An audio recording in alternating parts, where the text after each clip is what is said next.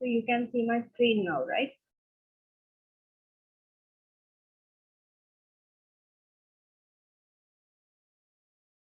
Yes. Yes, madam. So today our lesson is about organizational political behavior, right? So normally political behavior or workplace politics, it's a process and it's a kind of behavior that involves human interaction which involves power and authority. So in simple terms, organizational political behavior means the human interaction which involves power and authority. සාමාන්‍යයෙන් අපි politics කියලා කියන්නේ organisation එකක ඇතුලේ වෙන දේවල්. ඒ කියන්නේ දැන් සමහරලාට තියෙනනේ ප්‍රශ්න එක්කෝ එක්කෙනෙක් උඩට යනවට තව කෙනෙක් කැමති නැහැ. අර ප්‍රොමෝෂන් එකක් හම්බෙනකොට තව කෙනෙක් කැමති නැහැ. ඔන්න ඔය වගේ ඇතුලේ වෙන දේවල් තමයි අපි politics කියලා කියන්නේ. Right? So let's talk about the definition of organizational politics.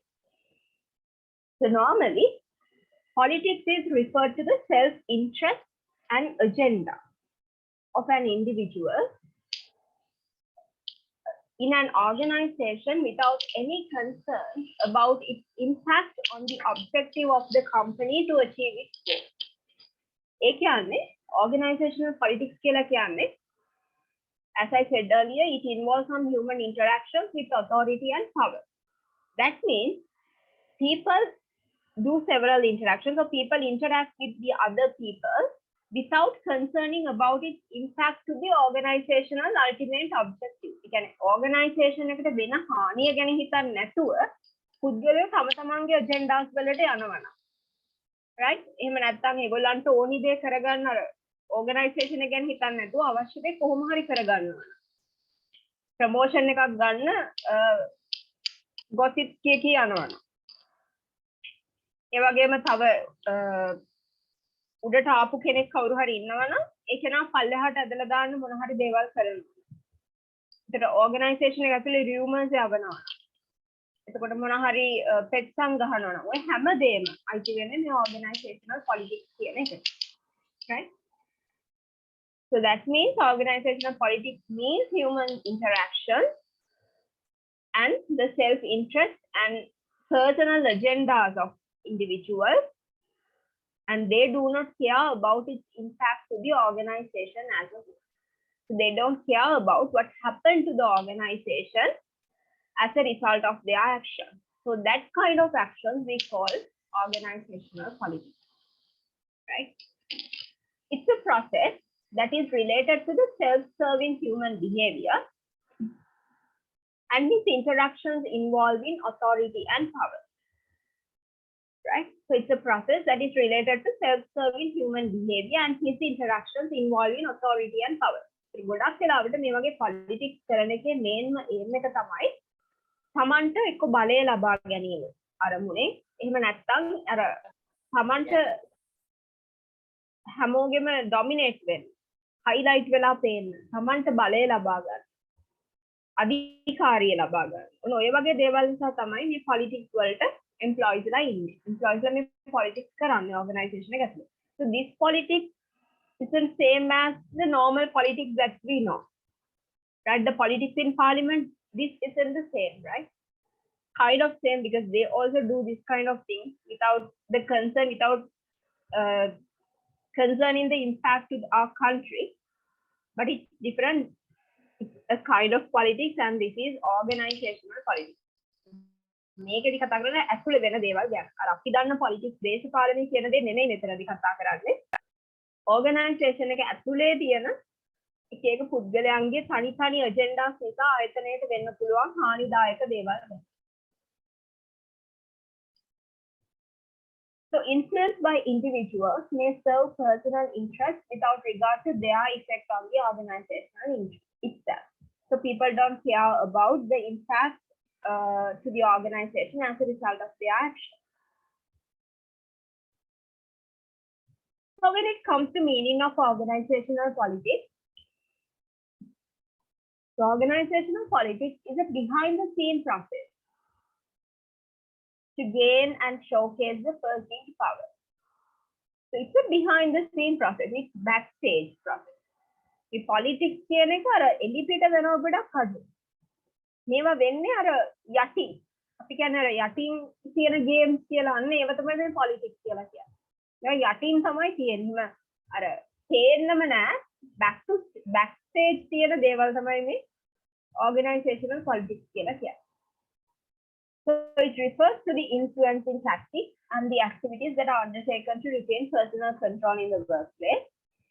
In most cases, it is seen that employees use organizational politics as a tool to misuse their power, gain extreme popularity, and tarnish the image of someone else in their company. So mostly, employees engage in this kind of behavior or this kind of politics as a tool to improve their power, as a tool to gain power, or as a tool to gain famous, or as a tool to gain popularity, or to destroy an image of a good employee, right? සමහර වෙලාවට කියන ගොඩක් වෙලාවට employees නම් මේ politics වල යෙදෙන්නේ එක්ක තමන්ට නැති power එකක් ගන්න. එහෙම නැත්නම් කට්ටිය අතර famous වෙන්න. එහෙම නැත්නම් කවුරු හරි අපි හිතමු talent එකෙන් ගියපු employee කෙනෙක් ඉන්නවා නම් අන්න එයාගේ image එක විනාශ කරලා තමන් මේ තරට යන්න short cut එකක් විදිහට තමයි මේ politics use කරන්නේ. organizations ඇතුලේ කියන්නේ අපි කියන්නේ boss ලට ගොට්ටල්නවා කියලා boss ලට කතා කරලා boss ලට කියලා අර හොඳ කෙනාව පාගල දාලා එයාව අයින් කරන්න වැඩ කරලා ඒ තරට යන්න දරන මොන හරි දේවල් කියනවා නම් ඒවත් අයිති වෙන්නේ politics වලට තමයි. organizational politics. So an essential fact about work politics is that it generally leads to negativity and loss of productivity. So normally work politics, they always give negative results because it creates some conflict and loss of productivity, and employee turnover will be increased because of this kind of politics, because good people leave the company. So it always results some negative impacts to the organization. Organizational politics is in most cases is projected as bad thing, but it is not always true. Working in an organization is not easy as it needs the skill to handle the shifting power base and conflicting agendas with confidence. අපි කතා කරනවා මේ politics එක ගොඩක් වෙලාවට negative, ගොඩක් වෙලාවට يعني 99%ක්ම negative දේවල් තමයි ඇති වෙන්නේ. හැබැයි ඉතින් 100%ක්ම negative කියන්න බෑ. සමහර වෙලාවට positive දේවල් ඇති වෙන්නත් පුළුවන් කියලා. සමහර වෙලාවට මේ politics නිසා ඇත්තට මෙතන ගැලපෙන්නේ නැති පුද්ගලයෙක් ඉන්නවා නම් එයාව අයින් කරලා දාන්නත් ඒ organizational politics කියන එක අවශ්‍ය වෙන්න පුළුවන්. සමහරවිට අපි හිතමු දේශපාලන පත්වීමක් වෙන්න පුළුවන්, සුදුසු නැති කෙනෙක්ව දාලා තියෙන්න පුළුවන්. ඒ කෙනාව අයින් කරන්න ආයතන ඇතුලේ මොකක් හරි තියෙනවා නම් employees ලා මොන හරි දෙයක් කරනවා නම් it can be good, right? So workplace politics is not 100% bad, but it's 99% it gives negative results. So working in an organization is not easy as it needs the skill to handle the shifting power base and conflicting agendas with confidence. So in order to handle this organizational politics, the management needs some special skills, because otherwise those conflicts can result disputes. අපි හිතන්නේ නැති පොඩි දෙයක් අපිට හරියට management එකට හරියට ඒ දේවල් මුලදීම හැන්ඩල් කරගන්න බැරි වුණා. ඒක ලොකු දෙයක් වෙනවා. අපි කියන්නේ පොඩි තැනින් කඩා ගන්න පුළුවන් එක හරියට මැනේජ් කරේ නැත්නම් ඒක ලොකු දෙයක් බවට පත් වෙනවා. ඒක මුලදීම හරියට ඇඩ්ජස්ට් කරලා හරියට මැනේජ් කරන්න මැනේජ්මන්ට් එකට they need some special skills.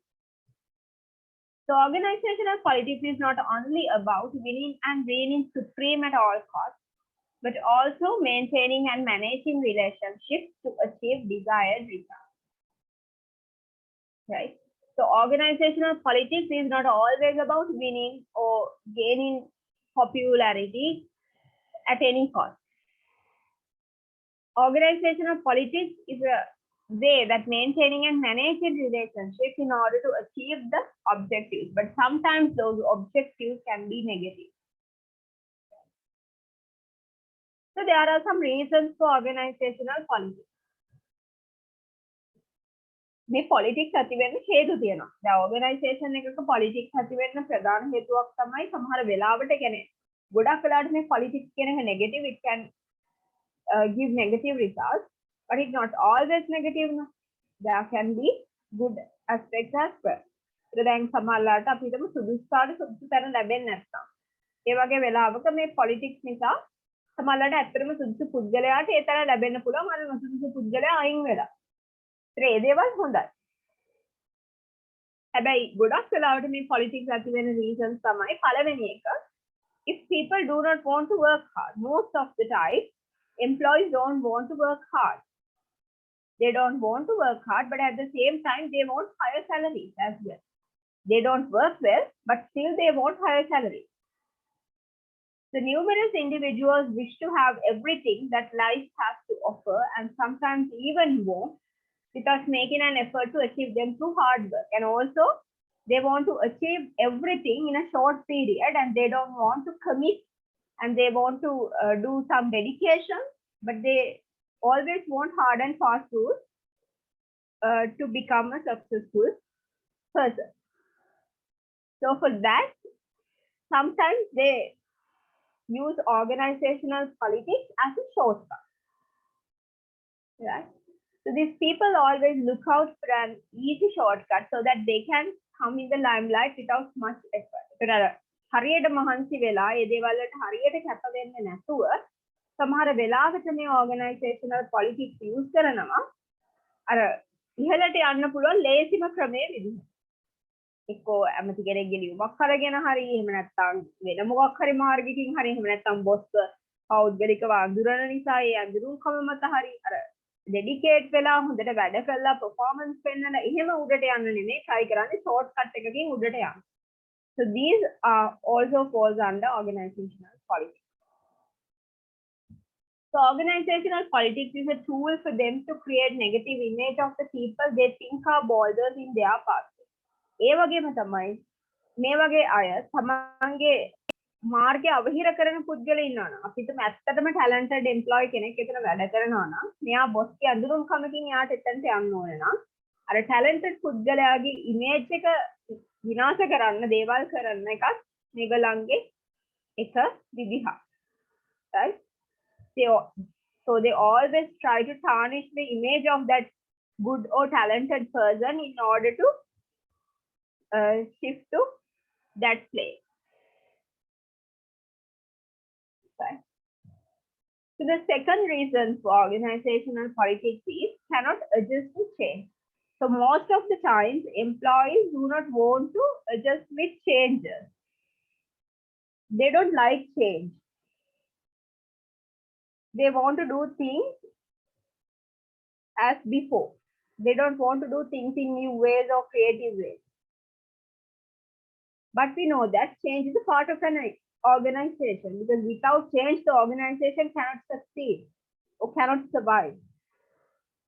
So when outcome continuously technology changes, there can be technology changes or cultural changes or individual differences.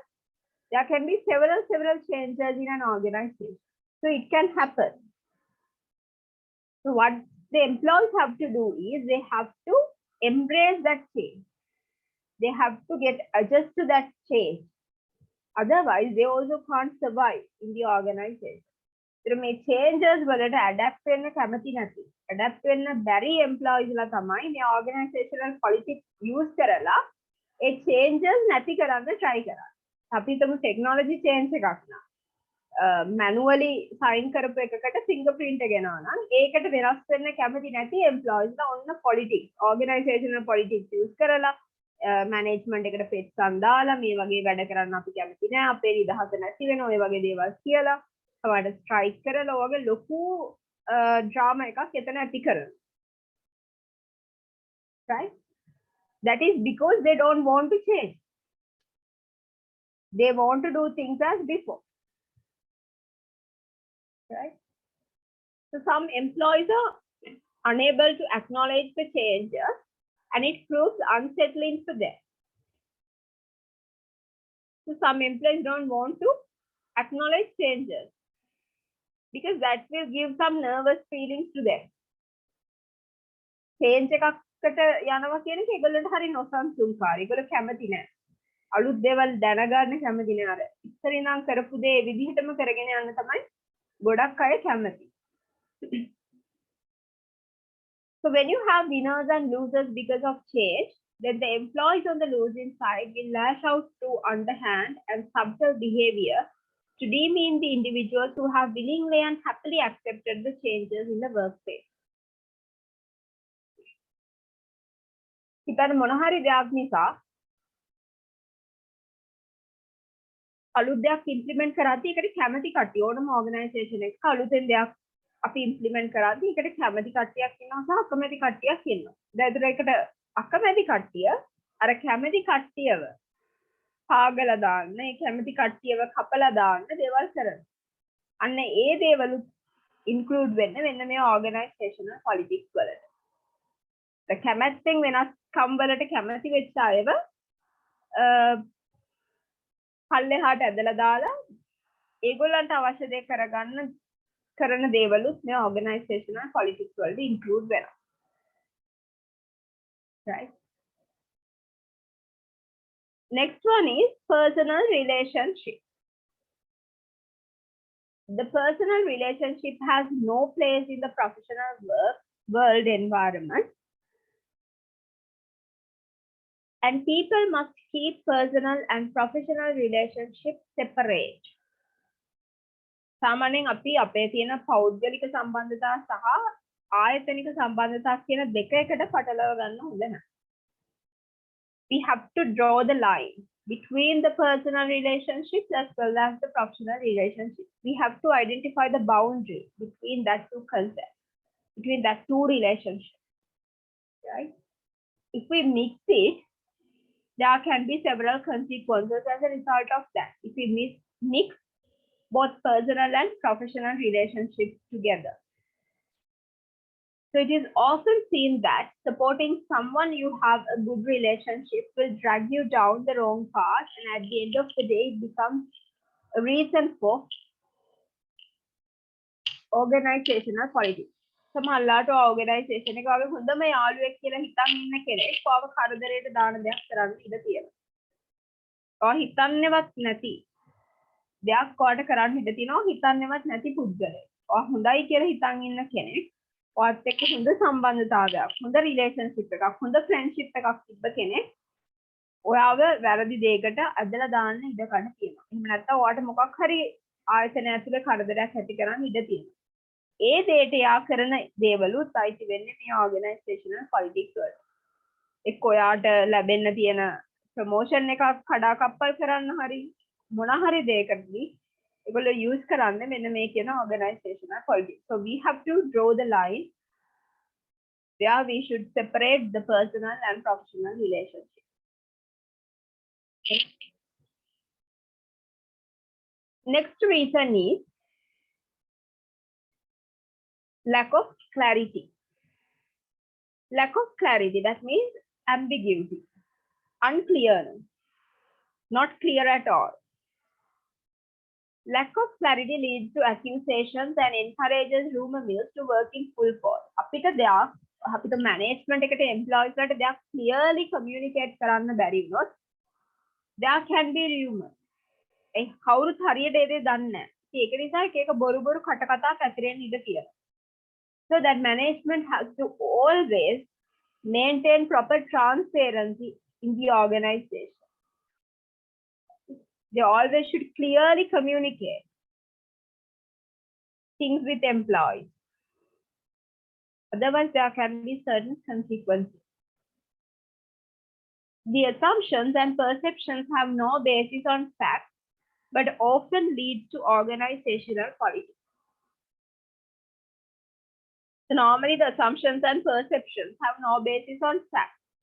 අපි දේවල් assume කරනවා නම් හරි කියන්නේ අපි දේවල් උපකල්පනය කරන දේවල් හරි අපි හිතන විදිහ හරි නෙමෙයි ඇත්ත කියලා කියන්නේ. Right? So you learn that, right? Perception is not the reality. The things we perceive as the reality. It's not the reality itself, but the things that we believe that can be the reality. That is not the reality. So the assumptions and perceptions can cause this organizational politics if the management cannot clearly inform the employees that what they want from them. හරියටම organization එකට clearly employees like communicate කරන්න බැරි වුණොත් තමයි මේ උපකල්පන perceptions කියන දේවල් ආයතනය ඇතුළත ඇති වෙන්නේ. අන්න එහෙම වුණොත් තමයි මේ organizational politics කියන දෙයට ඉඩ ලැබෙන්නේ. ඇති වෙන්නේ දේවල්. අපි දැන් clearly කරොත් දෙපැත්තටම ප්‍රශ්න නැත්තම් එතන බොරු දේවල් ඇති වෙන්න ඉඩ හඩක් නැහැ. Right? And next one is manipulation. එයාර බොරුවට ඇත්ත දේවල් බොරු කරලා කියන්න පුළුවන් ඒවා තියෙනවා. ඇත්ත figures තියෙනවා ඒවා බොරු කරනවා. සමහරවිට financial reports alter කරනවා. එහෙම නැත්නම් financial reports වල තියෙන figures වෙනස් කරලා management එක manipulate කරනවා. Right? So if someone wants to mislead his superior, then he will try to manipulate the information and pass the wrong one with the help of organizational politics. ඔය දේවල් කරද්දී දැන් සමහර වෙලාවට checks තියනවා ඒගොල්ලෝ තමන්ගේ account එකට checks දාගන්න. ඔය checks දාගන්න එකට අර පල්ලෙහා ඉන්න officer ට විතරක් ඒක කරන්න බෑ. අනිවාර්යයෙන්ම එක්ක account executive ගේ හරි account manager ගේ හරි sign එක ඕන ඒ check එක pass වෙන්න. එහෙනම් එයාගේ සහයෝගය ඔය කියන දෙයට තියෙනවා. අන්න ඒ වගේ ඉන්න අනිත් කට්ටියවත් එකතු කරගෙන සමහරලාට නොමග යවන්න හදන දේවල් කරන එකත් මේ organizational politics වලම එක කොටසක්. Manipulation. Data manipulations, information manipulation, anything. Right? Next one is jealousy. Jealousy can arise between co-workers if someone is smarter than others and especially if his efforts are appreciated by the top management. Jealousy ඊර්ෂ්‍යාව කියන එක. ඊර්ෂ්‍යාව කියන එක ඇති වෙන්න පුළුවන්. තමන් එක්ක වැඩ කරන තමන් එකට ආපු එක්කෙනා. තමන්ට වඩා ස්මාර්ට් නම් තමන්ට වඩා ඉක්මනින් ඉහළට යනවා නම් ඒක පොඩක් බලන් ඉන්න අමාරුයි අනිත් අයට. අන්න එහෙනම් එයාගේ අර එක්ක බොරු කේලම් කියනවා මැනේජ්මන්ට් එකට එහෙම නැත්නම් යාව අයින් කළා දාන්න දේවල් කරනවා මොන හරි යාට විරුද්ධව පෙත්තන් දානවා මොන හරි දෙයක් කරලා අර ඒ මිනිස්යාව උඩට යන්න හදන මිනිස්යාව පල්ලෙහාට ඇදලා දාන්න තමයි try කරන්නේ. ඉතින් ඒව කරන් ඒවත් වැටෙන්නේ organizational politics වලටමයි. Jealousy can result organizational politics.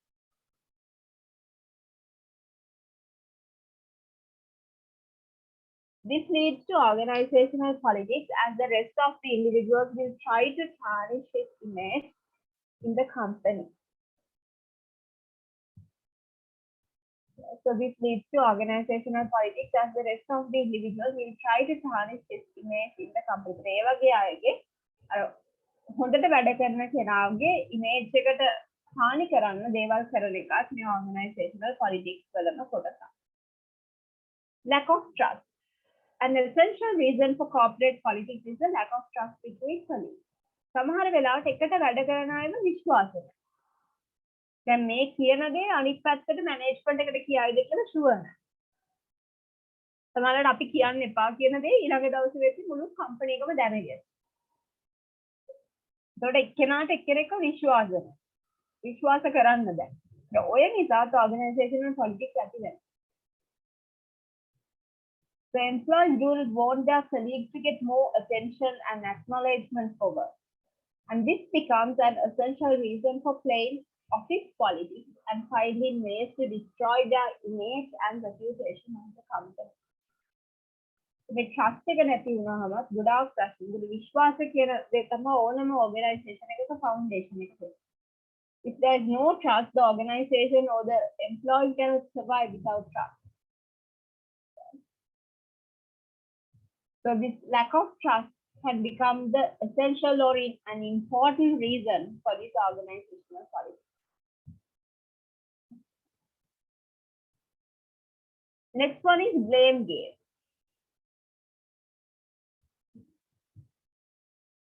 It is necessary to seek relevance without finding fault with others, but it does not always happen this way. සමහර වෙලාවට කරන වැරද්ද අපි පිළිගන්නේ නැහැ. අපේ අතින් වෙච්ච වැරද්දක් වුණත් අපි කැමති නැහැ ඒක පිළිගන්න. අපි තව කෙනෙක්ගේ පිට දාලා ඒක ෂේප් වෙන තමයි බලන්නේ. අපි කියන්නේ බෝලේ පාස් කරනවා කියලා. මම කැමති නෑ ඒක පිළිගන්න. තව කෙනෙක්ගේ පිට දාලා ෂේප් වෙන තමයි බලන්නේ. එහෙම නැත්නම් හැමතිස්සෙම බලන්න මොකක් හරි වැරද්දක් වෙච්ච ගමන් කාට හරි බැනලා ඒ වැරද්ද වහගන්න. That's not good. If anyone has done something wrong, we have to find out the root reason or the root cause behind that, and we have to rectify that error. Next one is gossip. Overduper. One of the reasons for office politics is the habit of employees in taking part in unnecessary chatter about co-workers, peers, and other people in the organization. මේ ඕපදූප කියන දේ නිසා එක එක්කෙනාගේ වැරදි මත පතුරන හින්දා ඒ වගේ දේවල් නිසා මිනිස්සු අතර ප්‍රශ්න ඇති වෙලා කට්ටිය ගහ ගන්න දැනට වැඩ සිද්ධ වෙලා ඕගනයිසේෂනල් පොලිටික්ස් කියන දේ ඇති වෙන්න පුළුවන්. කෙනෙක්ා ගැන වැරදි මත පතුරන එකේ.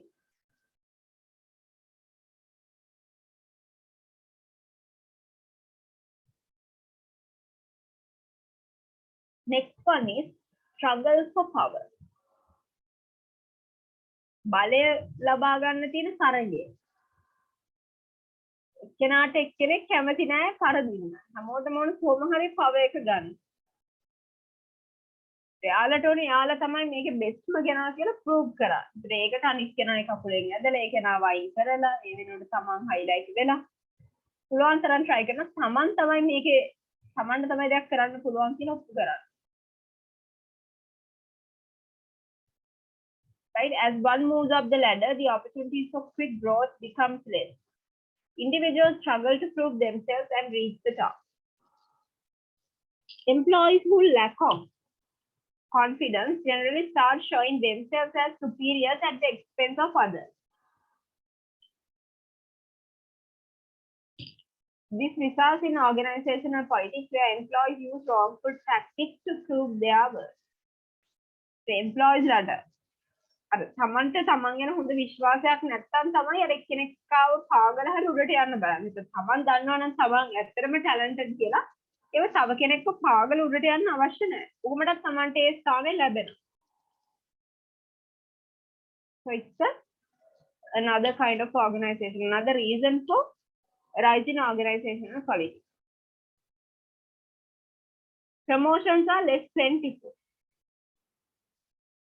When several employees are competing for promotion, but there are only few seats left, then it causes organizational politics. Like හිතන්න මොන හරි promotion එකක් තියෙනවා.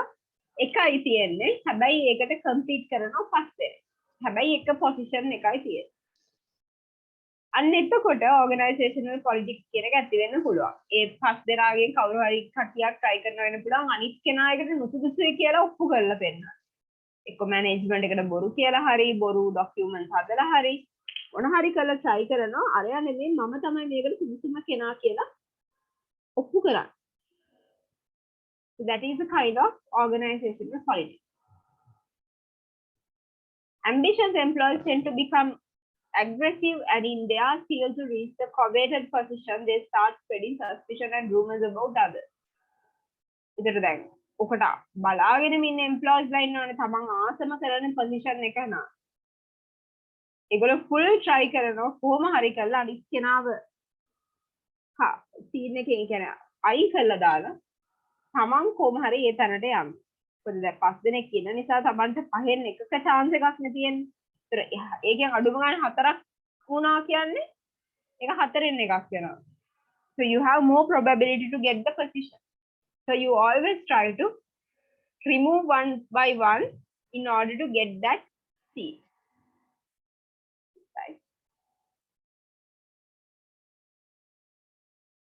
Next one is reward system.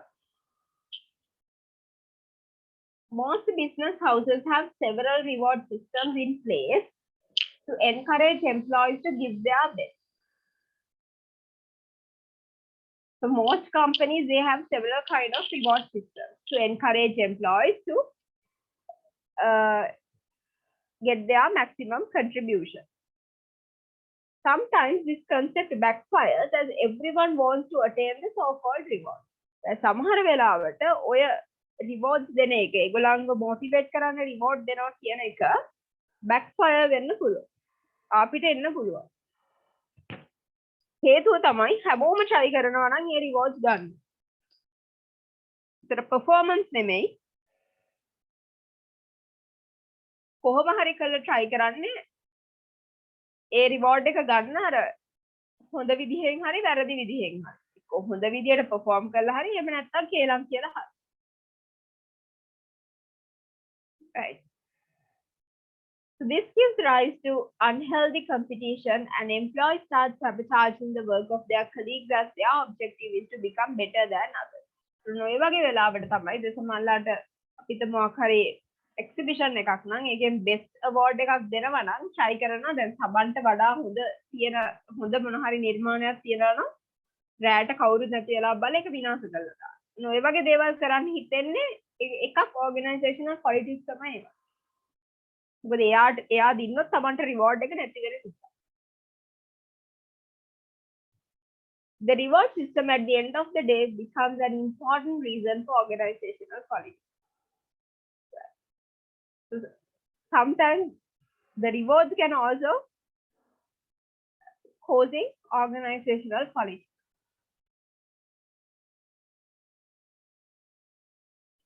Changes in upper level. When there is a new appointment at higher levels, then individuals get busy to score brownie points. The organization එකට අලුතෙන් manager කෙනෙක් ආවොත් හැමෝම try කරන මේ manager එකට ලකුණු දාගන්න. Right? Brownie points කියන්නේ ඒක credit සමන්ට දාගන්න. සමන්ට ලකුණු දාගන්න.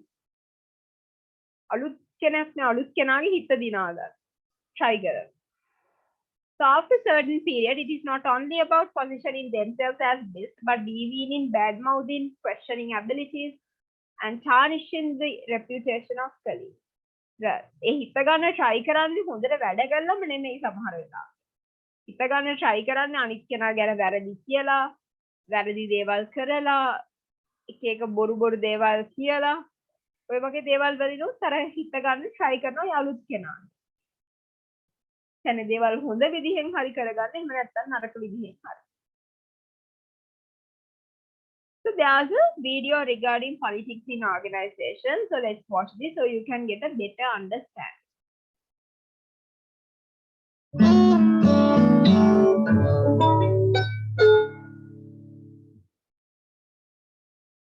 Let's take a look at organizational politics. Politics is the process of gaining and using power. As you can see from the definition, power and politics go hand in hand, as they both are used to influence others to help you get what you want.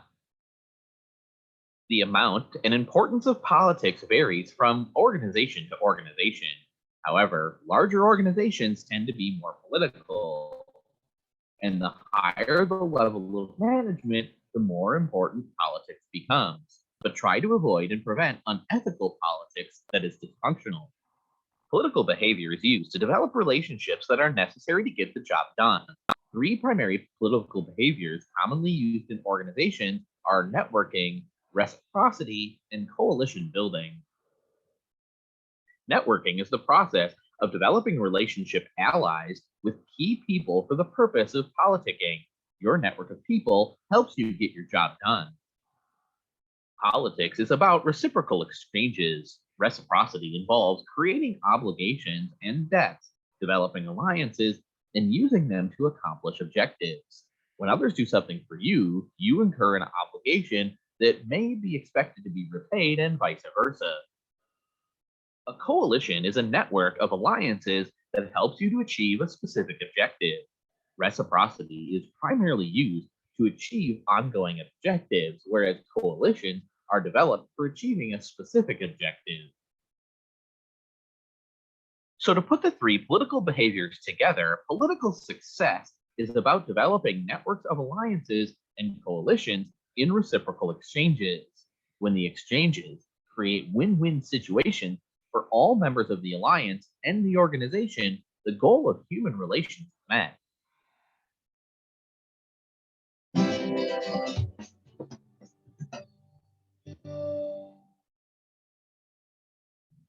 Right. So now we are going to talk about some factors influencing political behavior. මොනවගේ සාධකද මේ political behavior එකක් ඇති වෙන්න බලපාන. So there are main two factors, individual factors and organizational factors. කියන්නේ පුද්ගලයෙක්ගේ තියෙන factors වෙන්න පුළුවන්, ආයතන ඇතුලේ ඇති වෙන්න පුළුවන් දේවල් වෙන්න පුළුවන්. Right? So on the individual factors, sometimes high self-monitor. Internal locus of control. Internal locus of control means they always give credit to themselves. හැමදේටම කියන්නේ හොඳ දෙයක් වුණත් ඒගොල්ලන් තමයි. They are the ones who can do anything and everything.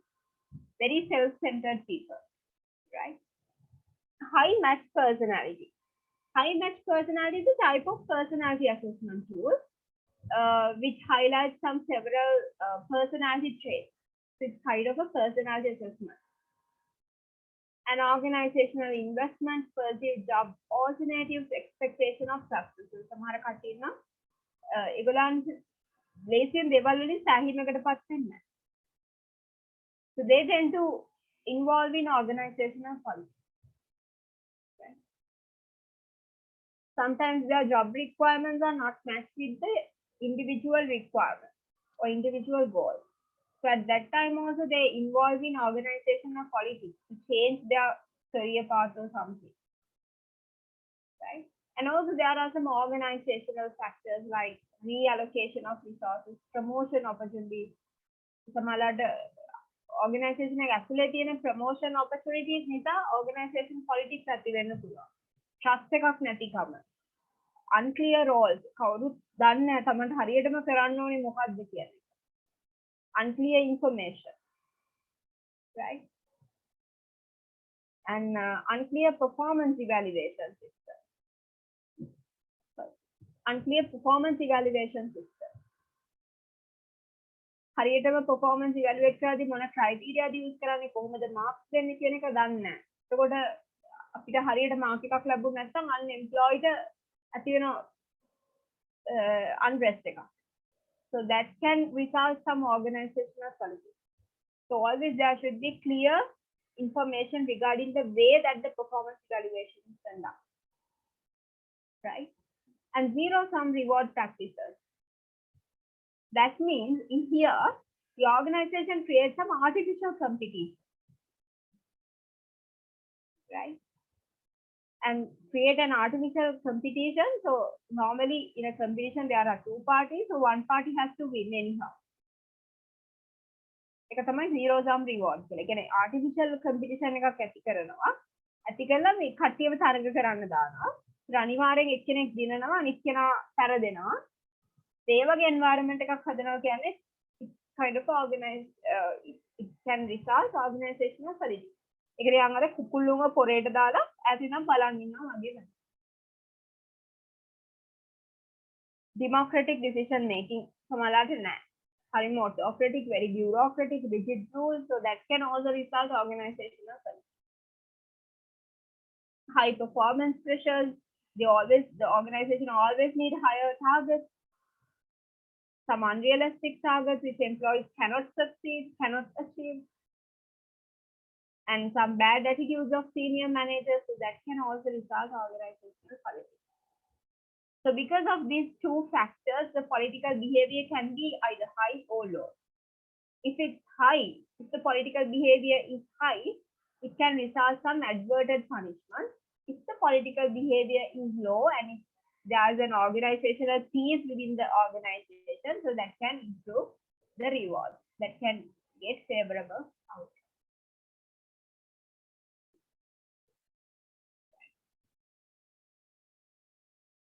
So let's try the small notes regarding these factors influencing political behavior. So write a heading, factors influencing political behavior.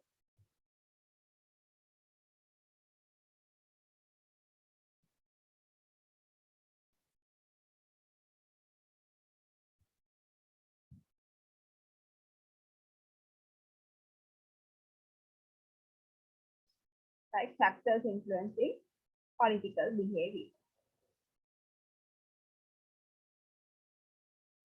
Under that, write first one, individual factors.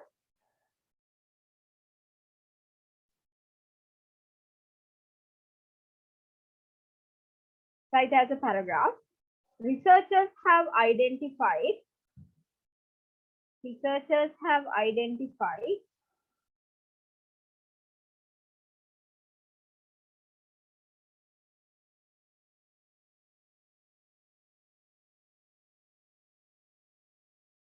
certain personality traits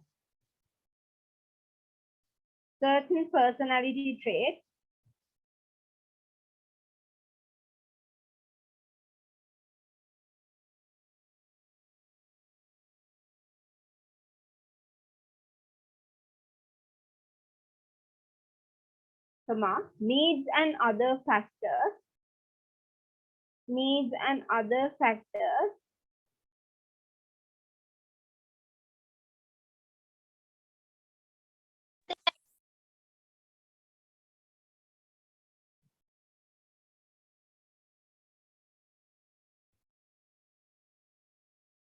that are likely to be related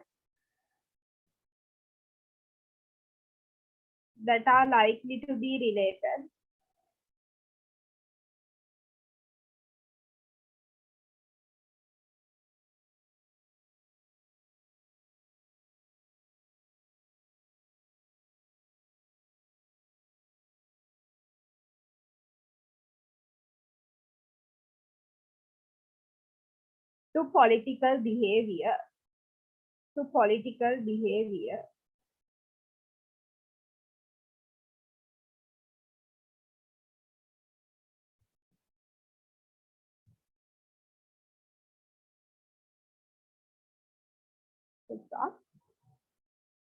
Now write as point. First bullet point. Employees who are high self-monitor.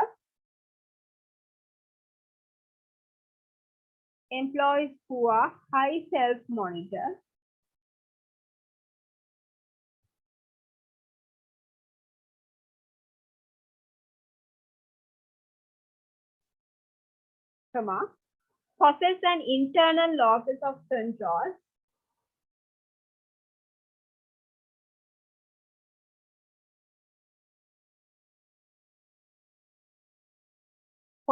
internal locus of control.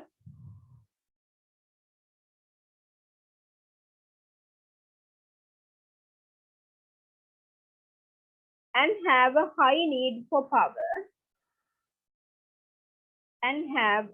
need for power.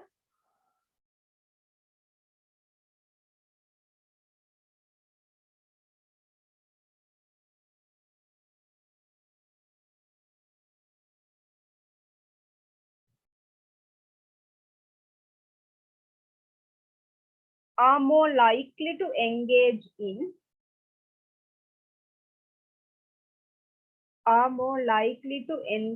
in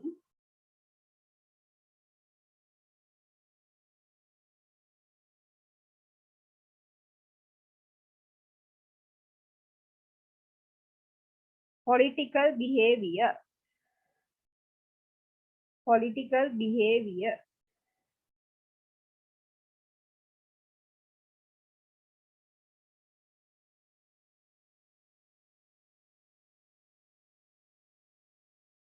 Second point, the high self-monitor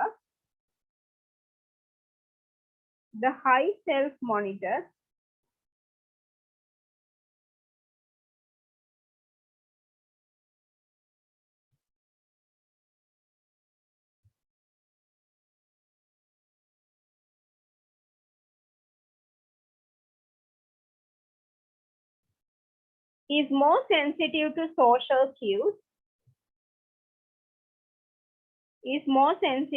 social cues.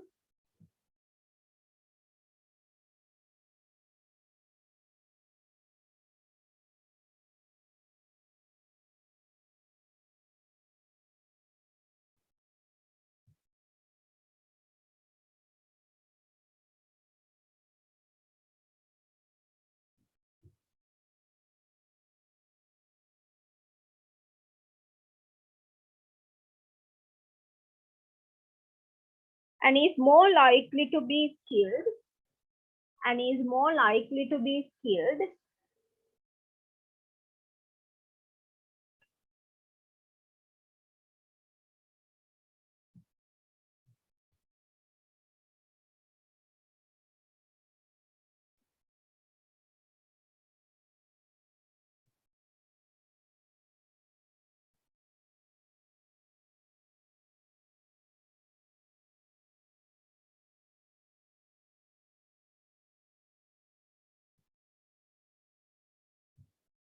in political behavior, in political behavior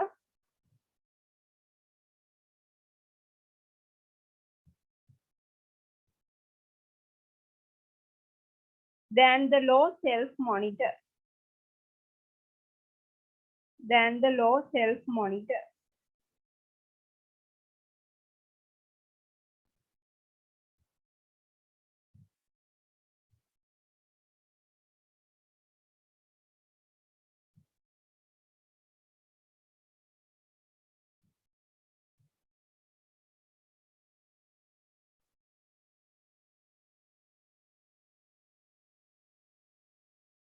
Next point. Individuals with an internal locus of control, individuals with an internal locus of control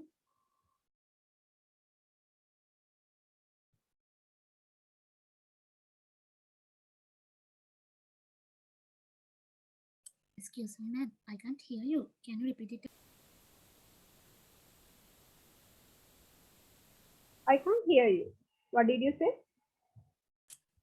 Can you repeat it again, madam? Yeah.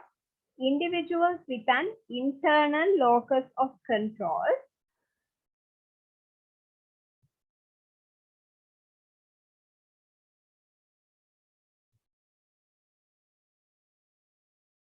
are more prone to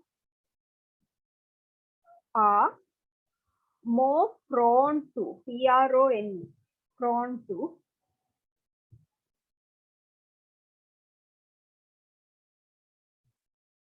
take a proactive stance,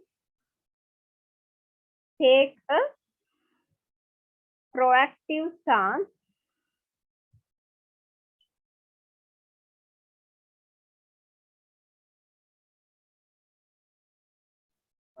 Last one, chance. stance, STANCE, stance.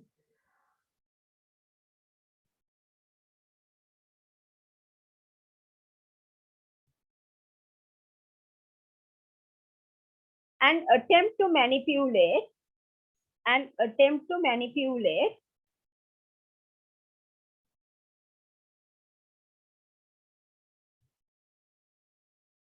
situations in their favor, situations in their favor.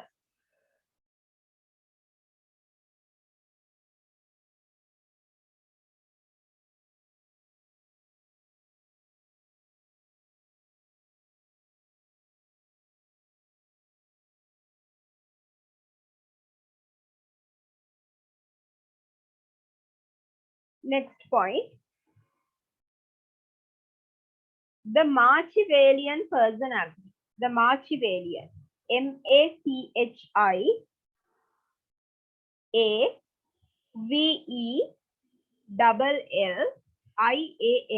Machiavellian personality.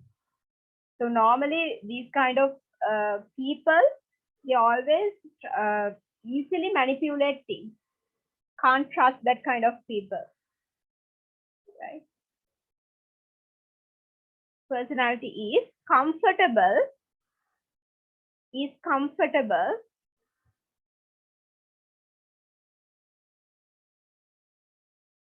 used in politics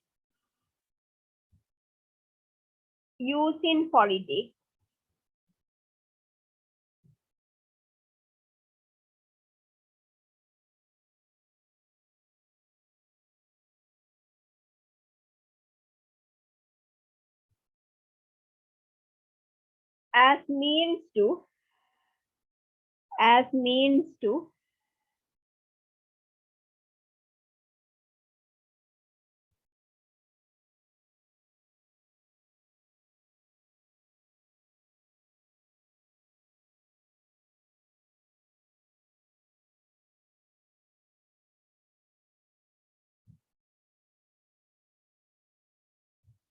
further his or her self-interest. Further his or her self-interest.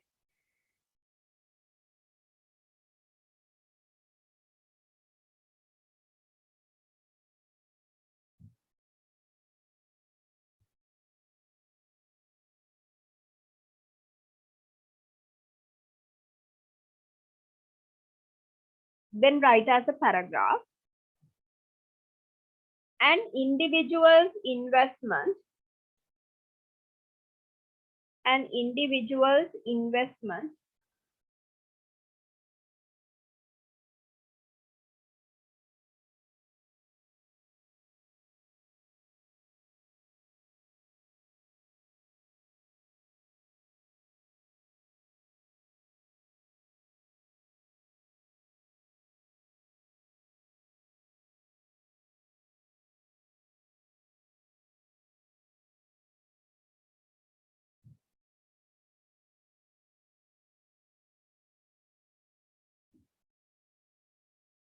an individual's investment in the organization's perceived alternatives.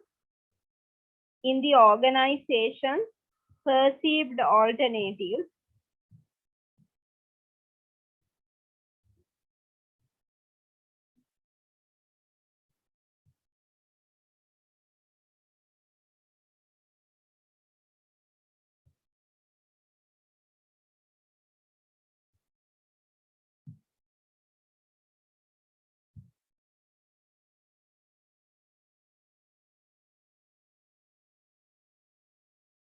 And expectations of success.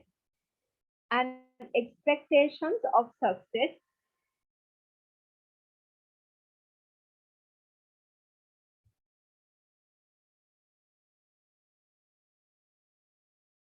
Explain what's the last word?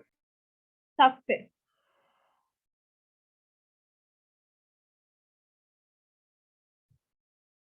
Will influence the tendency. Will influence the tendency.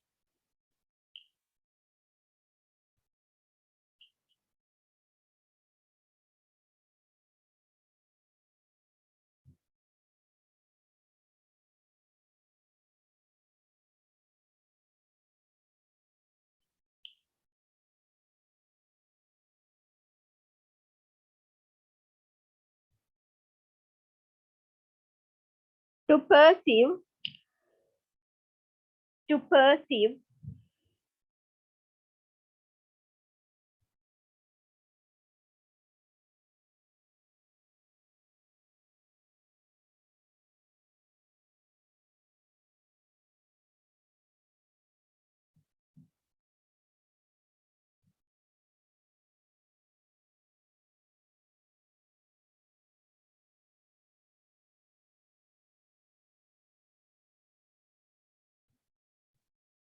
Illegitimate means of. Illegitimate means of.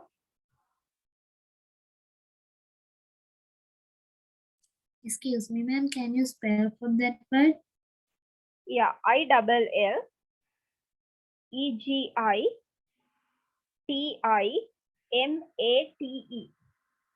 Illegitimate means of political action.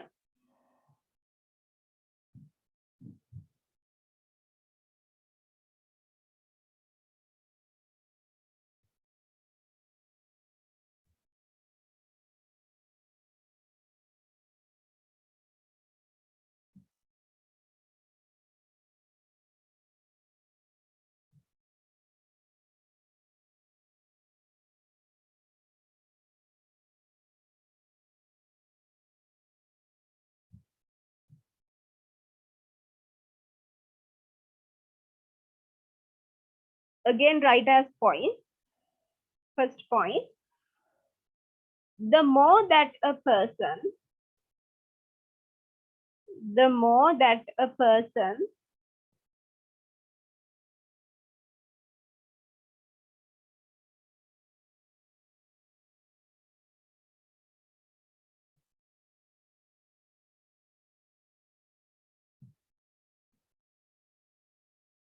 has invested and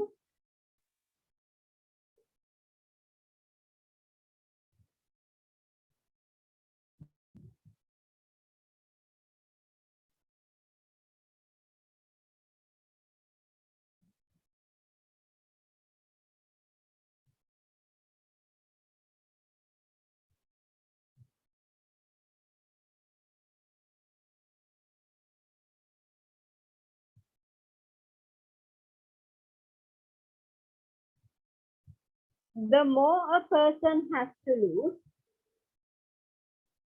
the more a person has to lose,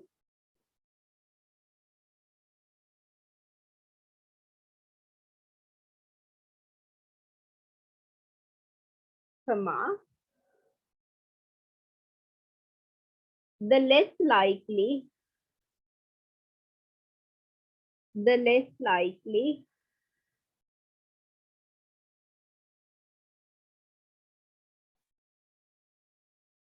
he or she is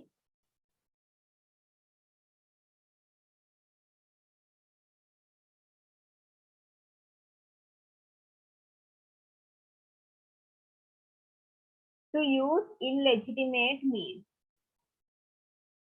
To use illegitimate means.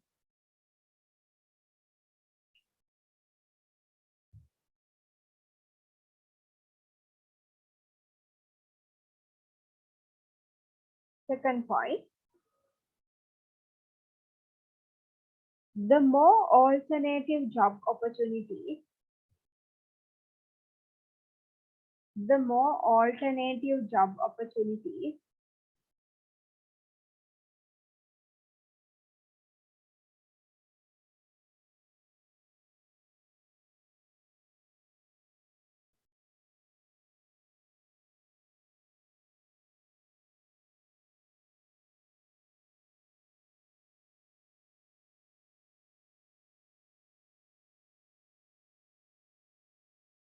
an individual has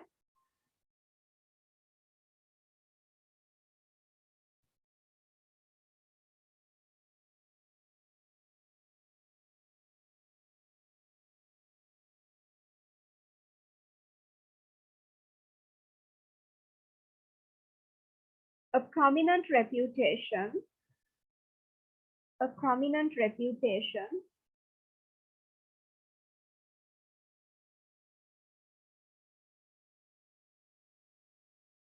or influential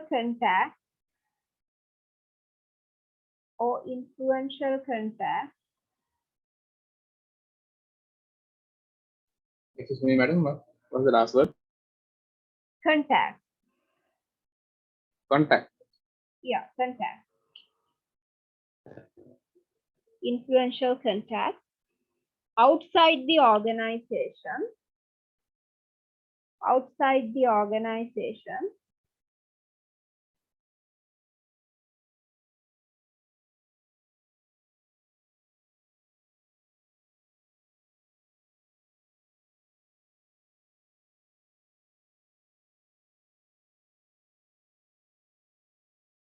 comma, the more likely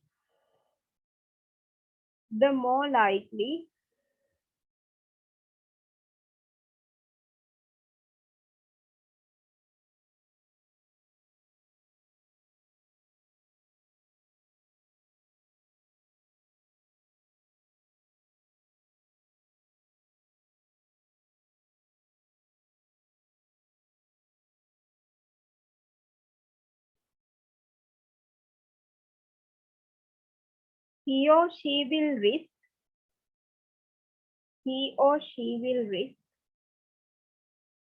Excuse me, ma'am. I lost my connection. Can you repeat the point from prominent reputation of influential contact?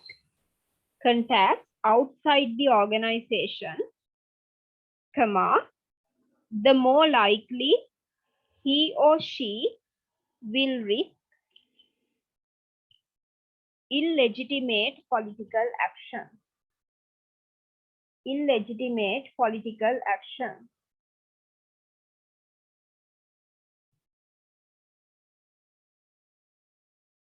Sorry, ma'am, I'm unable to write down that time.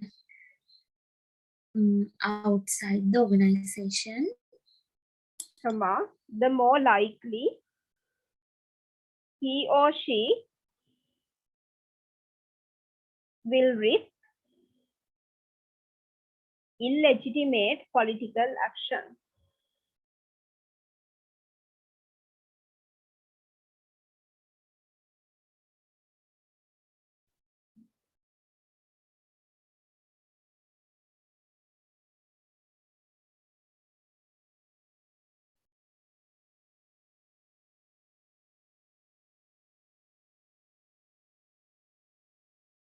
Third point,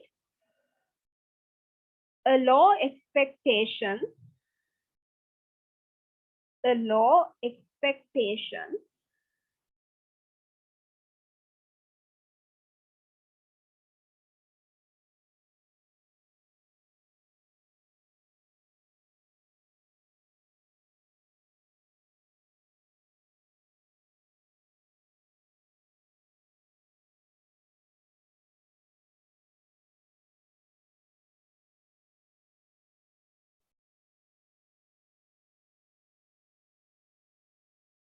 of success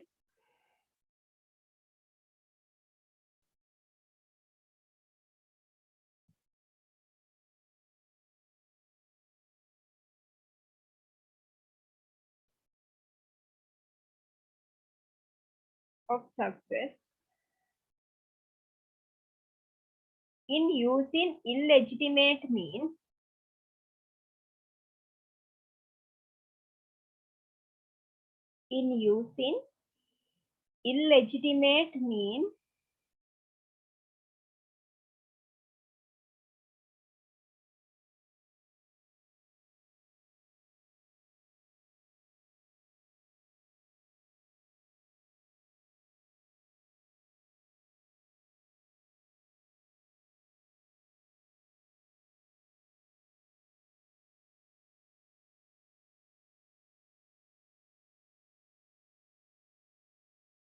diminishes the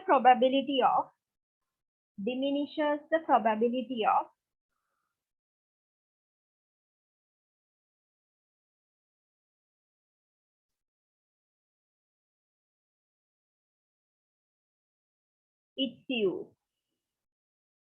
its use.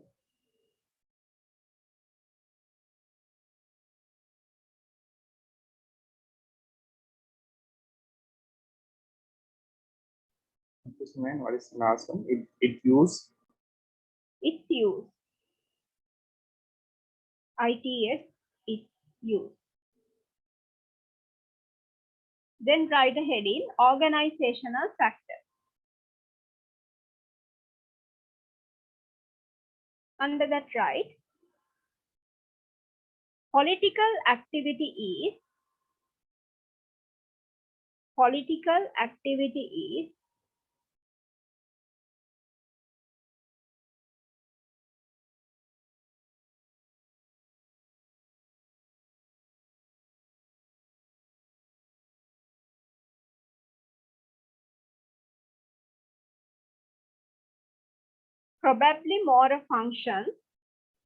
probably more a function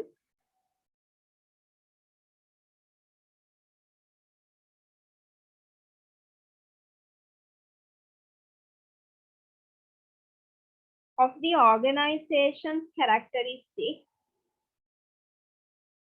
the organization's characteristics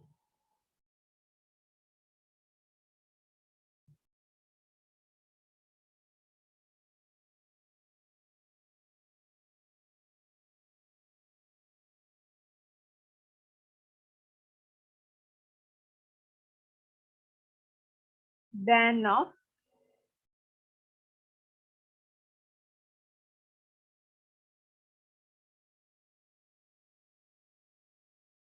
individual difference variable.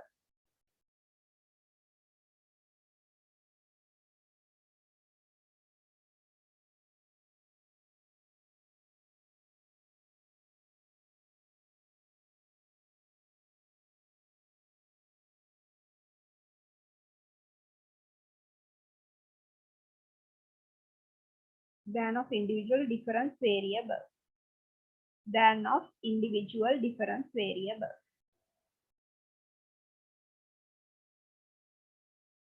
When an organization's resources are declining,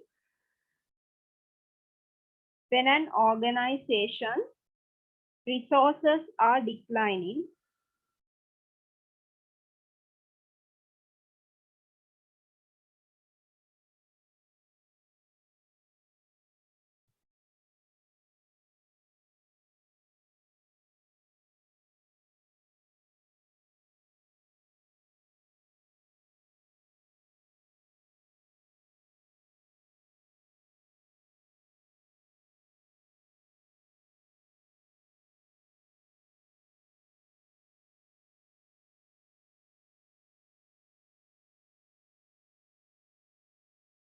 when the existing pattern of resources is changing, when the existing pattern of resources is changing,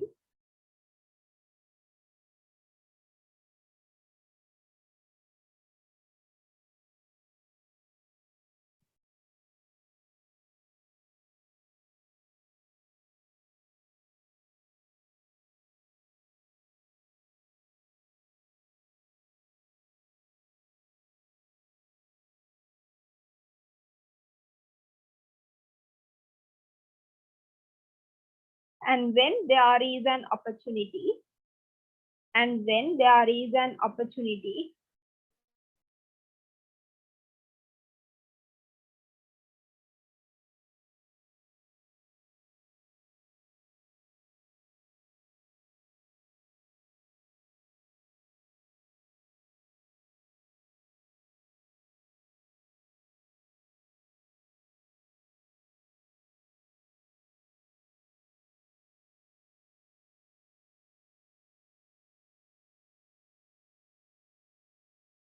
for promotion,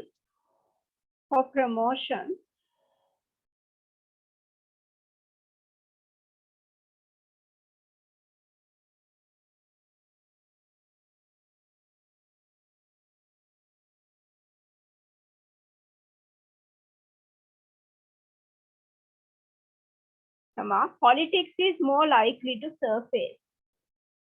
Politics is more likely to surface.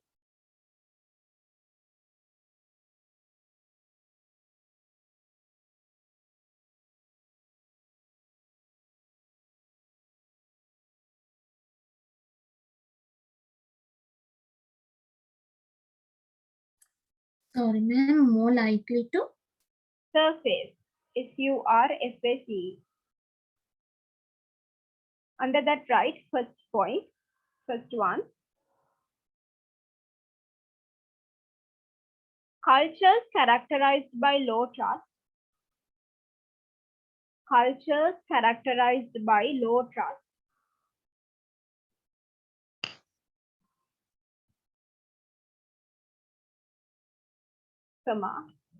Role ambiguity. Role ambiguity.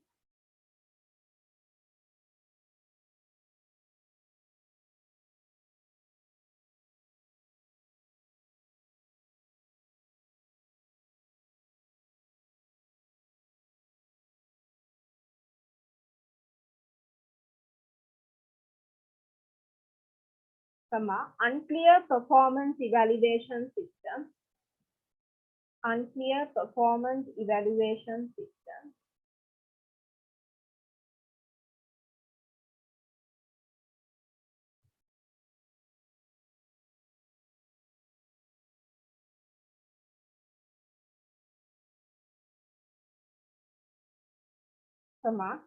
Zero sum reward allocation practices. Zero sum reward allocation practices.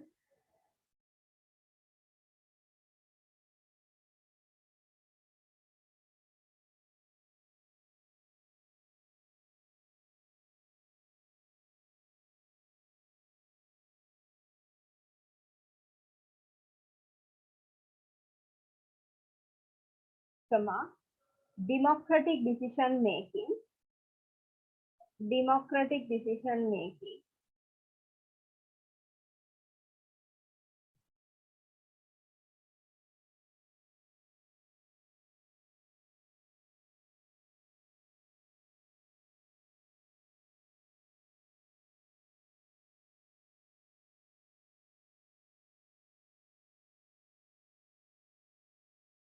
comma, high pressures for performance, high pressures for performance,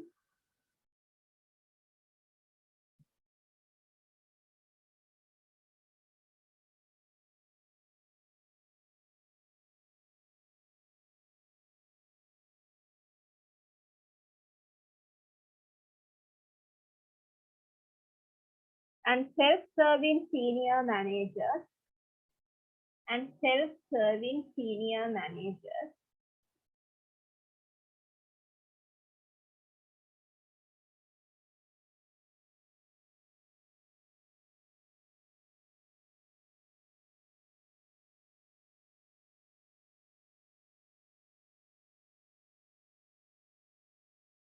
will create breeding grounds for politicking. Will create breeding grounds for politicking.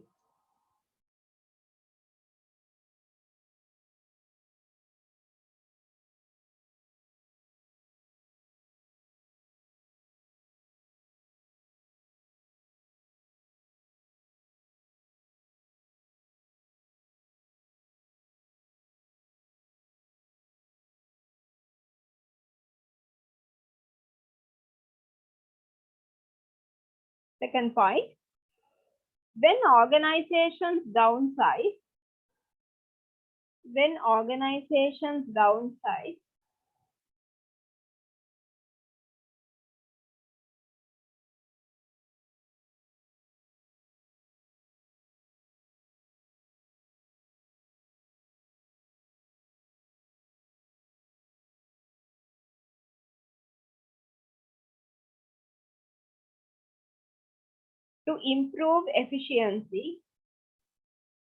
to improve efficiency,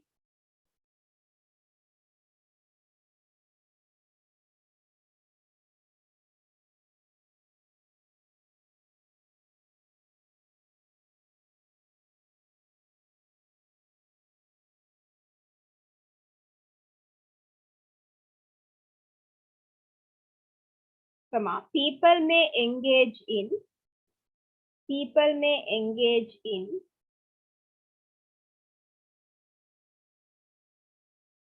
political actions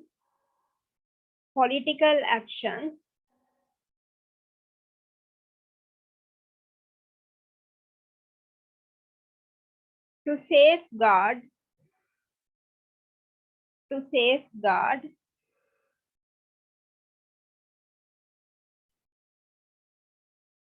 what they have.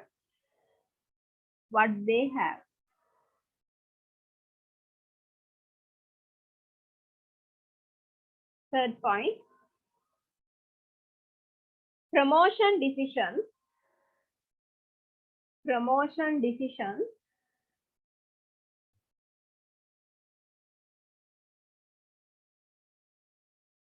have consistently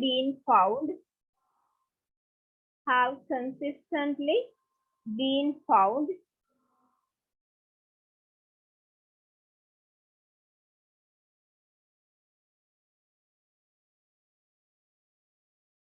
to be one of the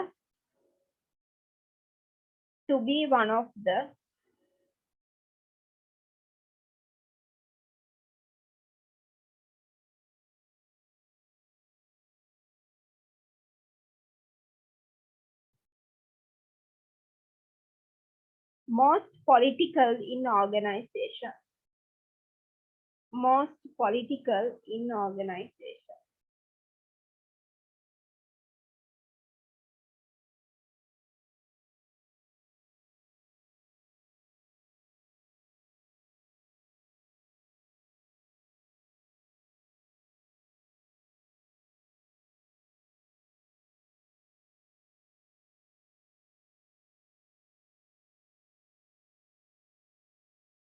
Next point, the less trust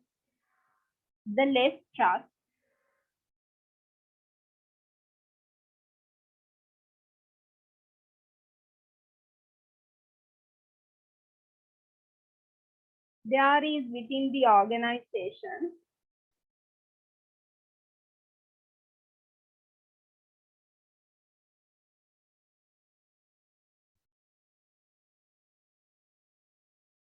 comma, the higher the level of political behavior,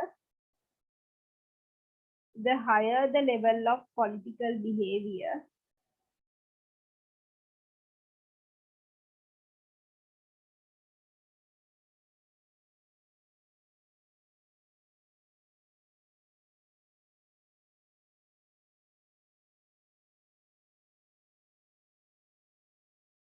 and more likely it will be illegitimate. It will be illegitimate.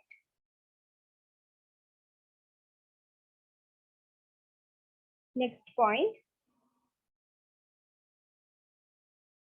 role ambiguity means that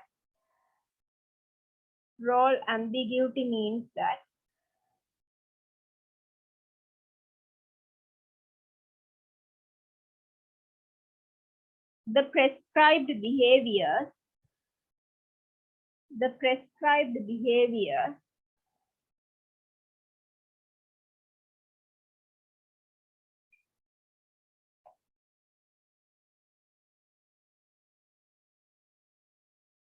of the employee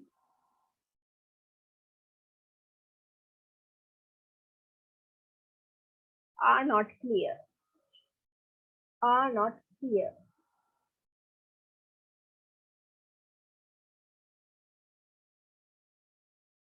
Under that point, write some subpoints. First subpoint under that role ambiguity. First subpoint, there are fewer limits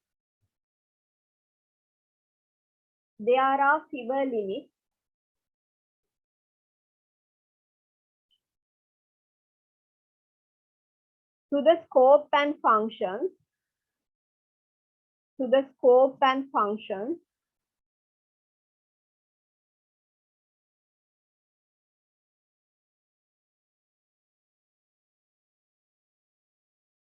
of the employee's political action.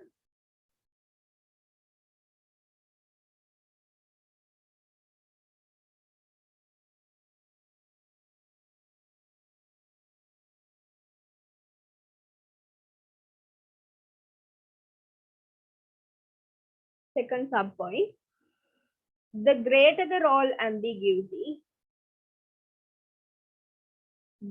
the role ambiguity, comma, the more one can engage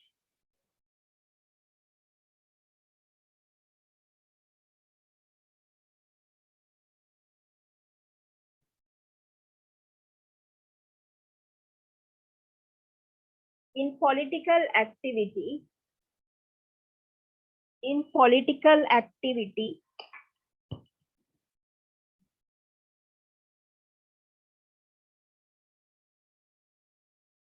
with little chance of it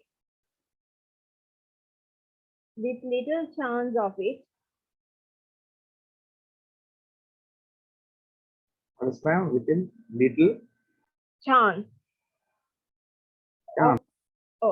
chance of it being visible.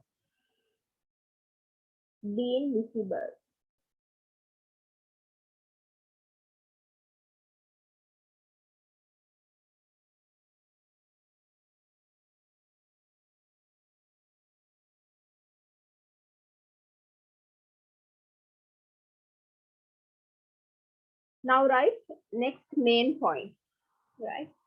main point. Subjective criteria in the appraisal process. Subjective criteria in the appraisal process.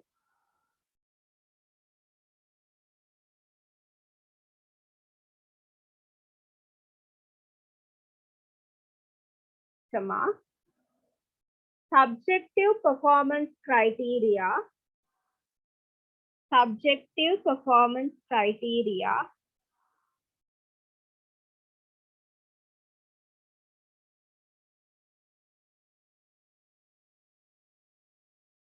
can create ambiguity.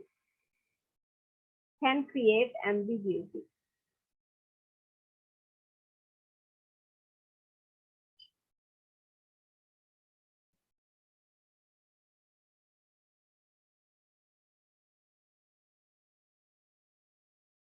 Under that, write subpoint. First subpoint under that.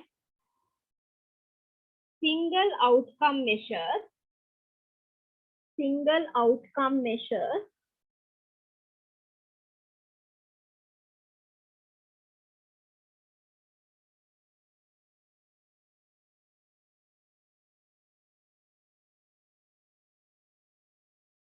encourage doing. Encourage doing.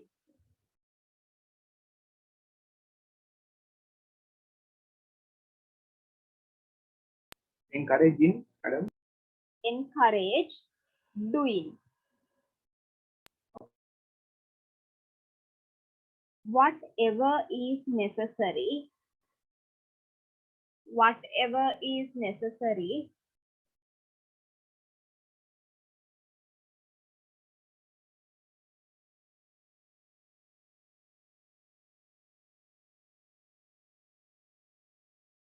to look good. To look good.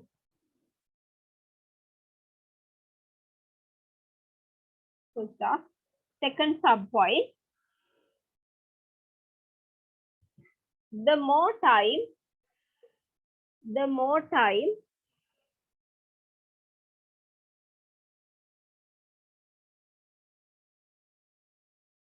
that elapses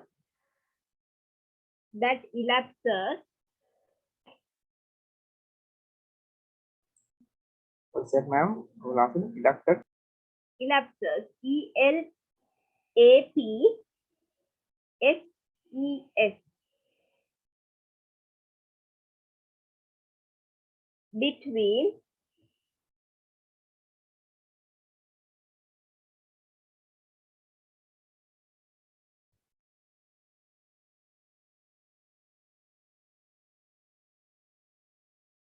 between an action and its appraiser.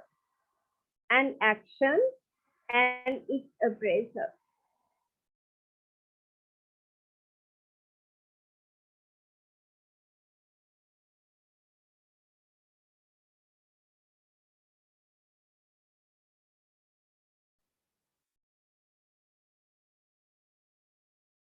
Comma. The more unlikely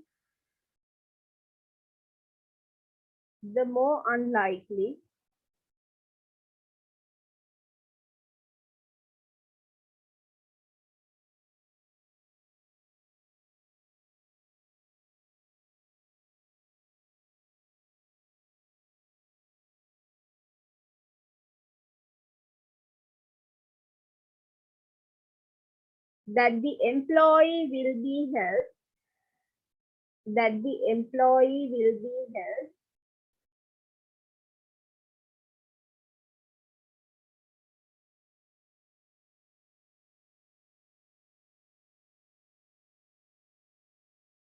accountable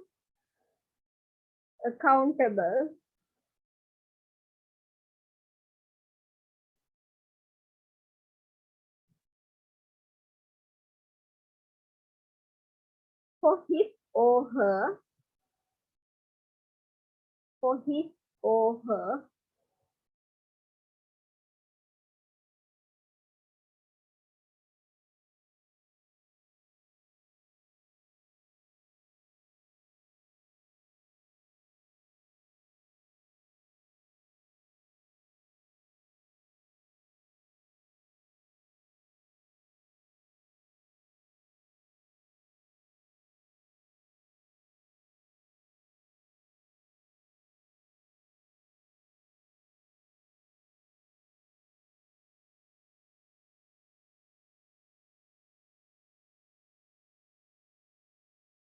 Political behavior. Political behavior.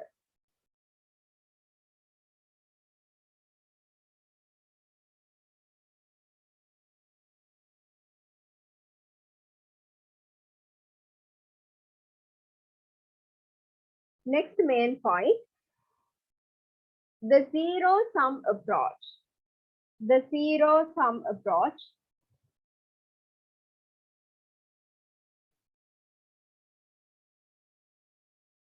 treats the reward pie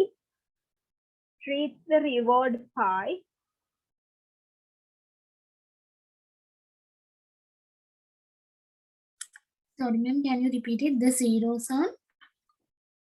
zero-sum approach.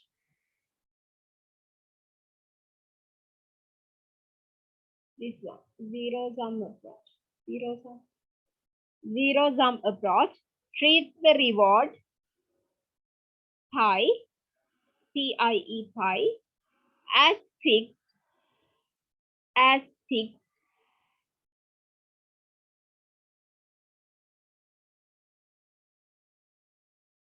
so that any gain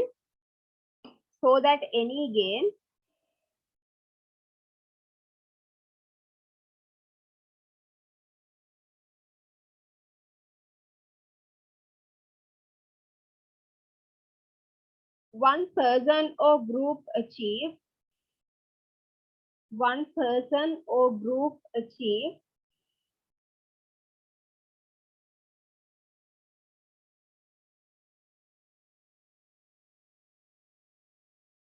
has to come at the expense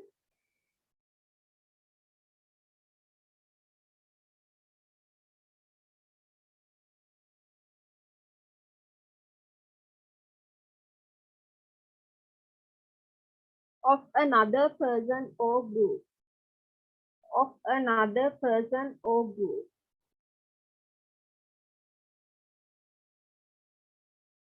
Under that, right? Under that first point, sub point, this encourages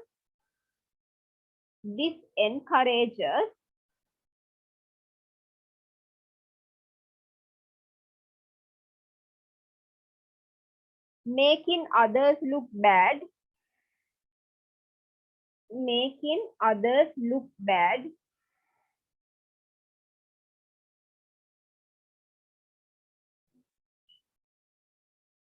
and increasing the visibility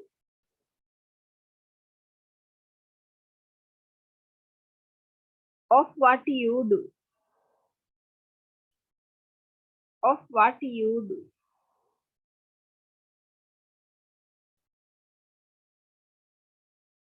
Next main point, making organizations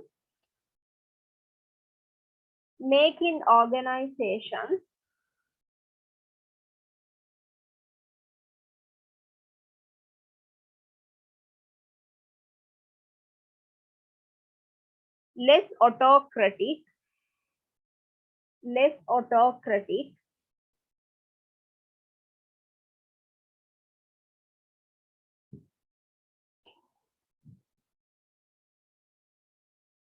by asking managers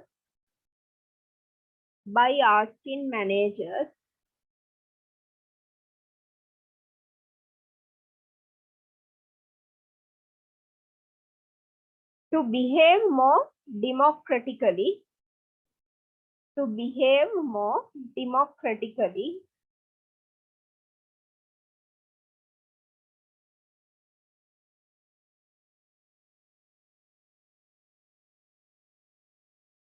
is not necessarily embraced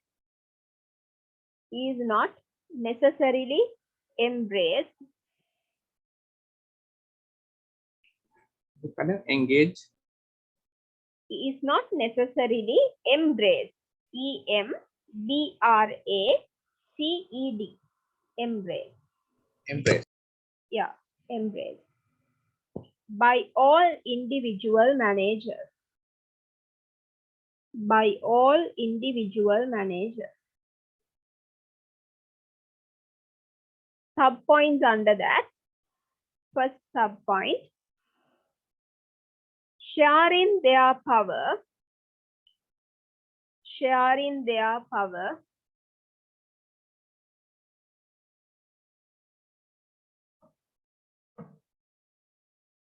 With others.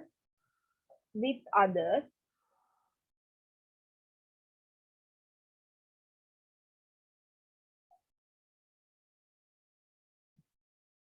Run directly.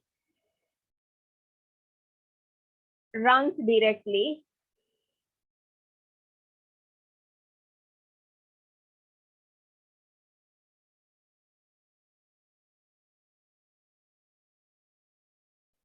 Against some managers' desires. Against some managers' desires.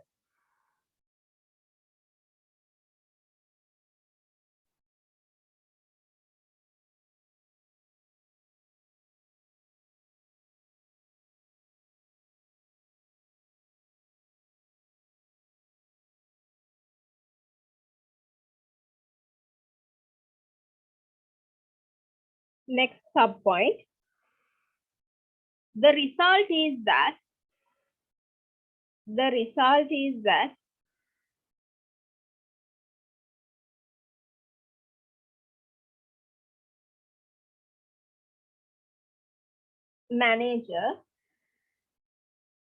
managers comma, especially those who began especially those who began Precisely. especially those who began past tense of began their careers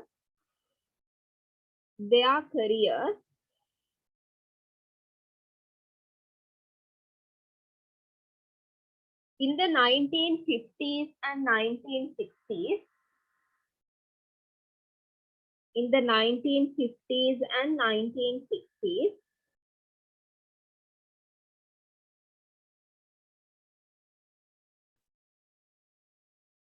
may use the required committees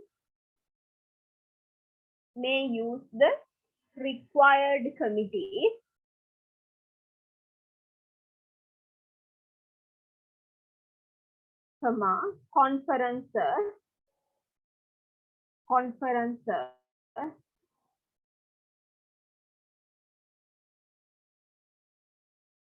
and group meetings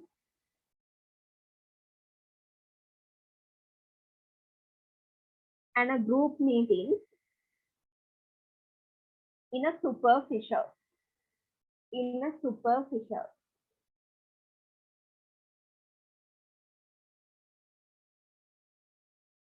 What is the answer? Superficial. superficial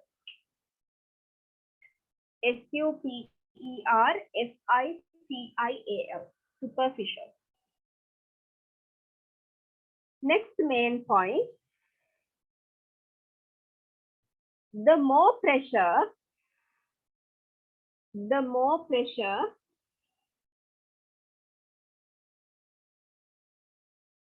that employees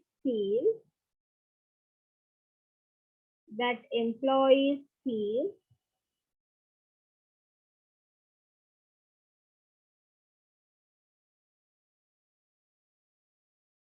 to perform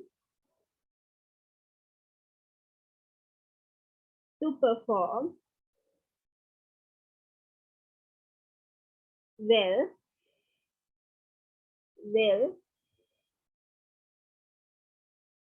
comma,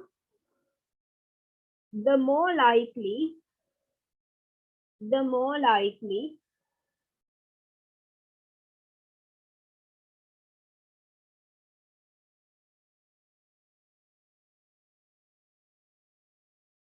they are to engage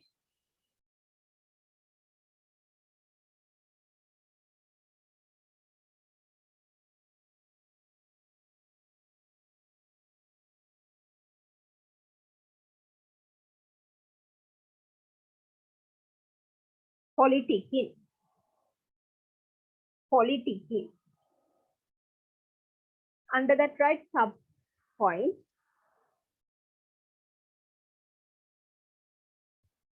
if a person perceives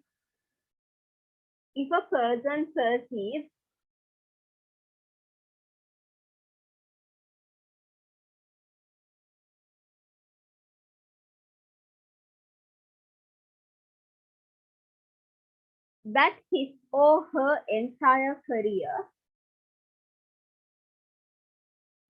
his or her entire career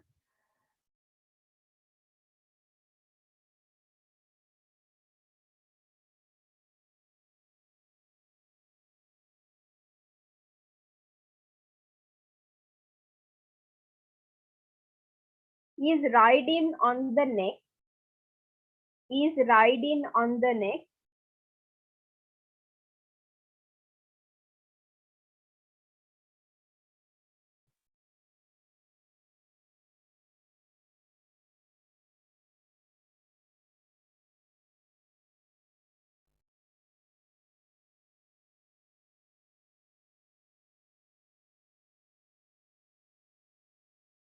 whatever, is riding on the neck, write within quotation mark whatever,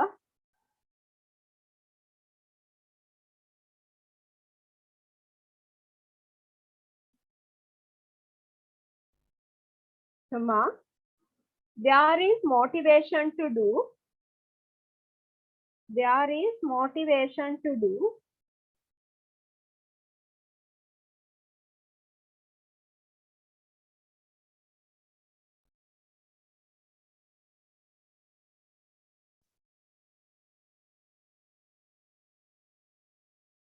whatever is necessary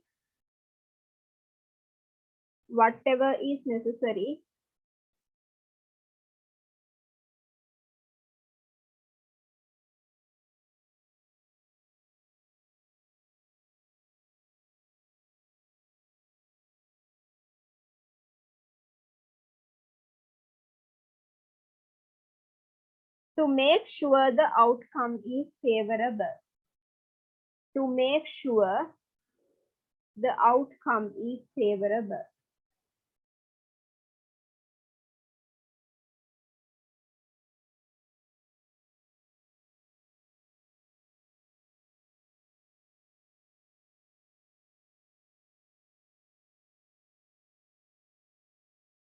Next main point.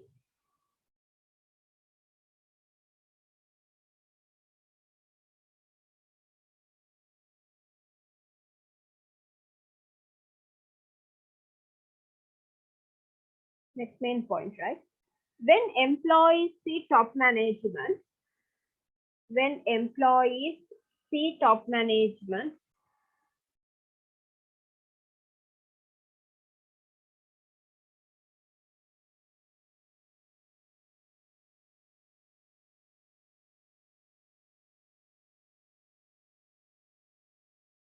successfully engaging in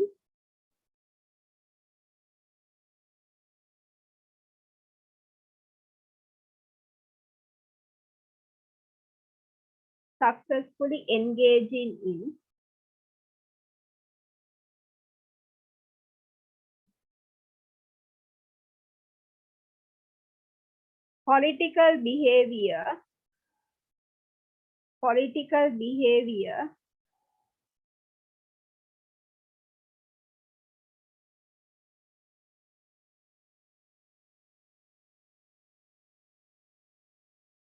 comma, a climate is created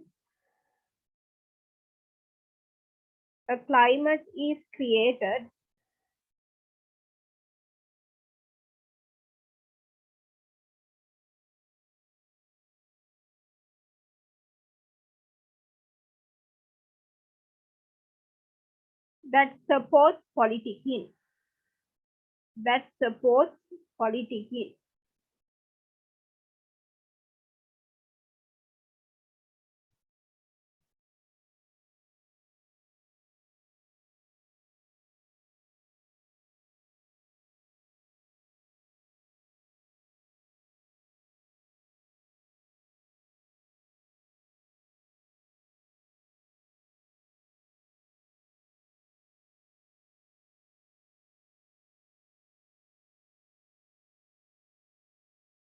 Right.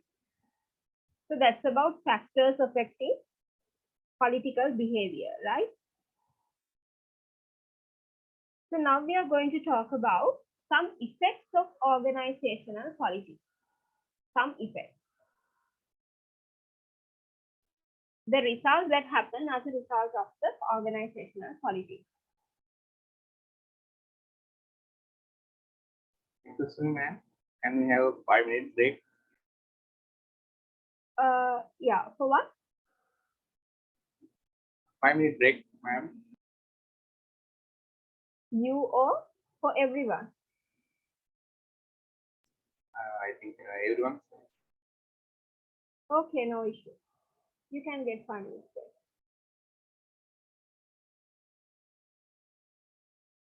So we'll meet at 5 minutes means 9:49, 9:50, right? Okay, ma'am. Thank you.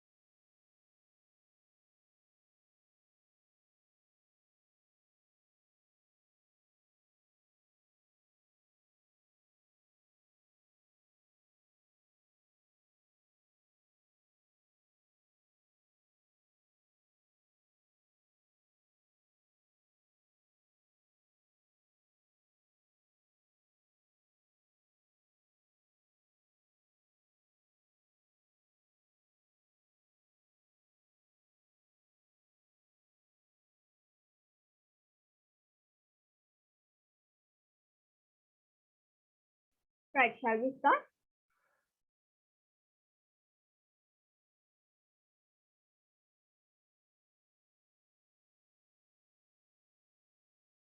Shall we start, guys?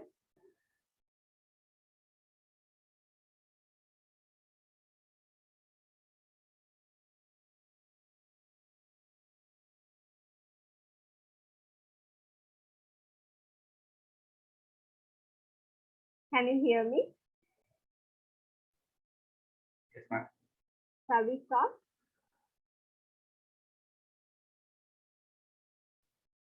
Okay, ma'am. Right.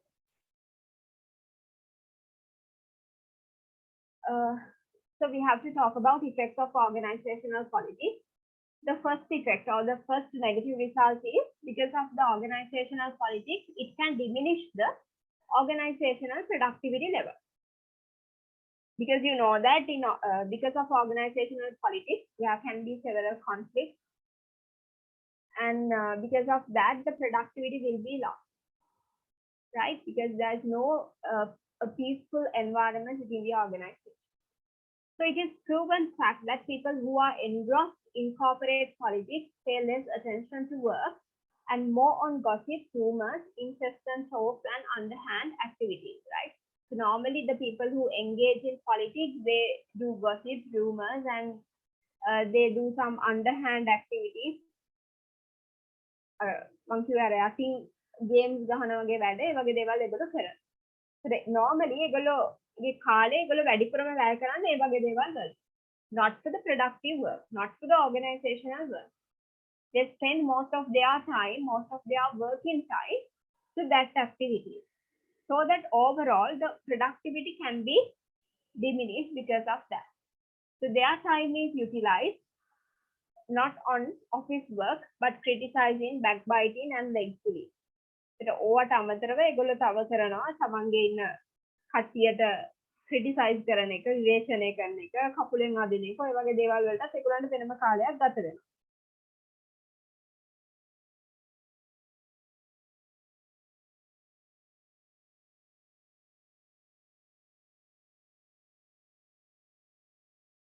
Right? As a result, employees are unable to achieve targets within the stipulated time frame and work gets delayed and postponed. So this ultimately leads to decrease in the productivity of the employee and has a direct impact on the overall productivity of the organization. Right. ඒ වගේ දේවල් වලට ඒගොල්ලන්ගේ වැඩ කරන කාලය වැය කරන නිසා ඒගොල්ලන්ට ප්‍රොඩක්ටිව් දෙයක් කරන්න, ඵලදායී දෙයක් කරන්න තියෙන කාලය තමයි ඒගොල්ලෝ ඒකට වැය කරන්නේ. ඒක නිසා ඒගොල්ලන්ට කම්පැනි එකේ වැඩ කරන්න තියෙන කාලය අඩු වෙනවා. ඒ කියන්නේ කම්පැනි එකේ වැඩ වෙන්නේ අඩුවෙන්.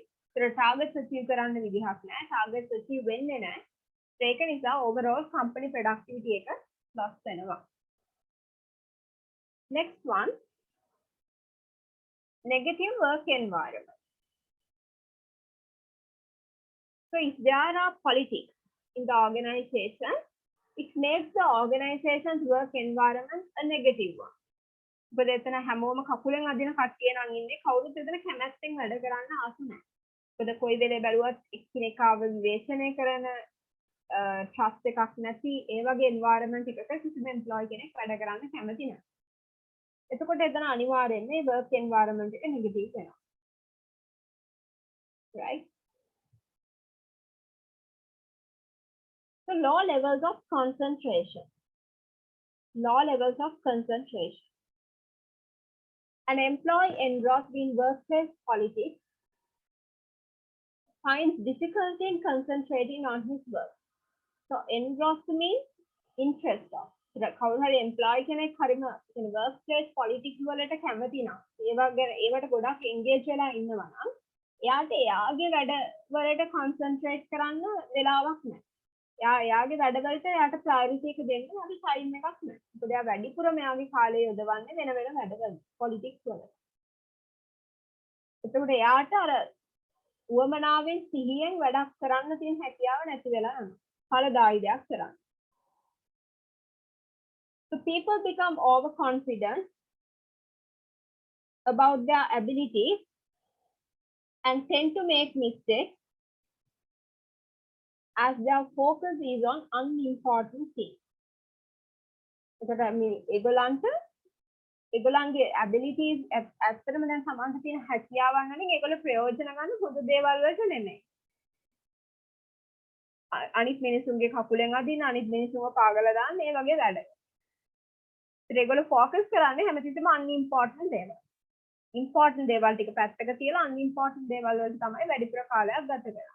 ඒ නිසා අර ප්‍රමුඛතාවය දෙන්න ඕනි දේවල් වලට prioritize කරන්න ඒගොල්ලන්ට විදිහක් නැහැ. Has an impact on the attitude. Right?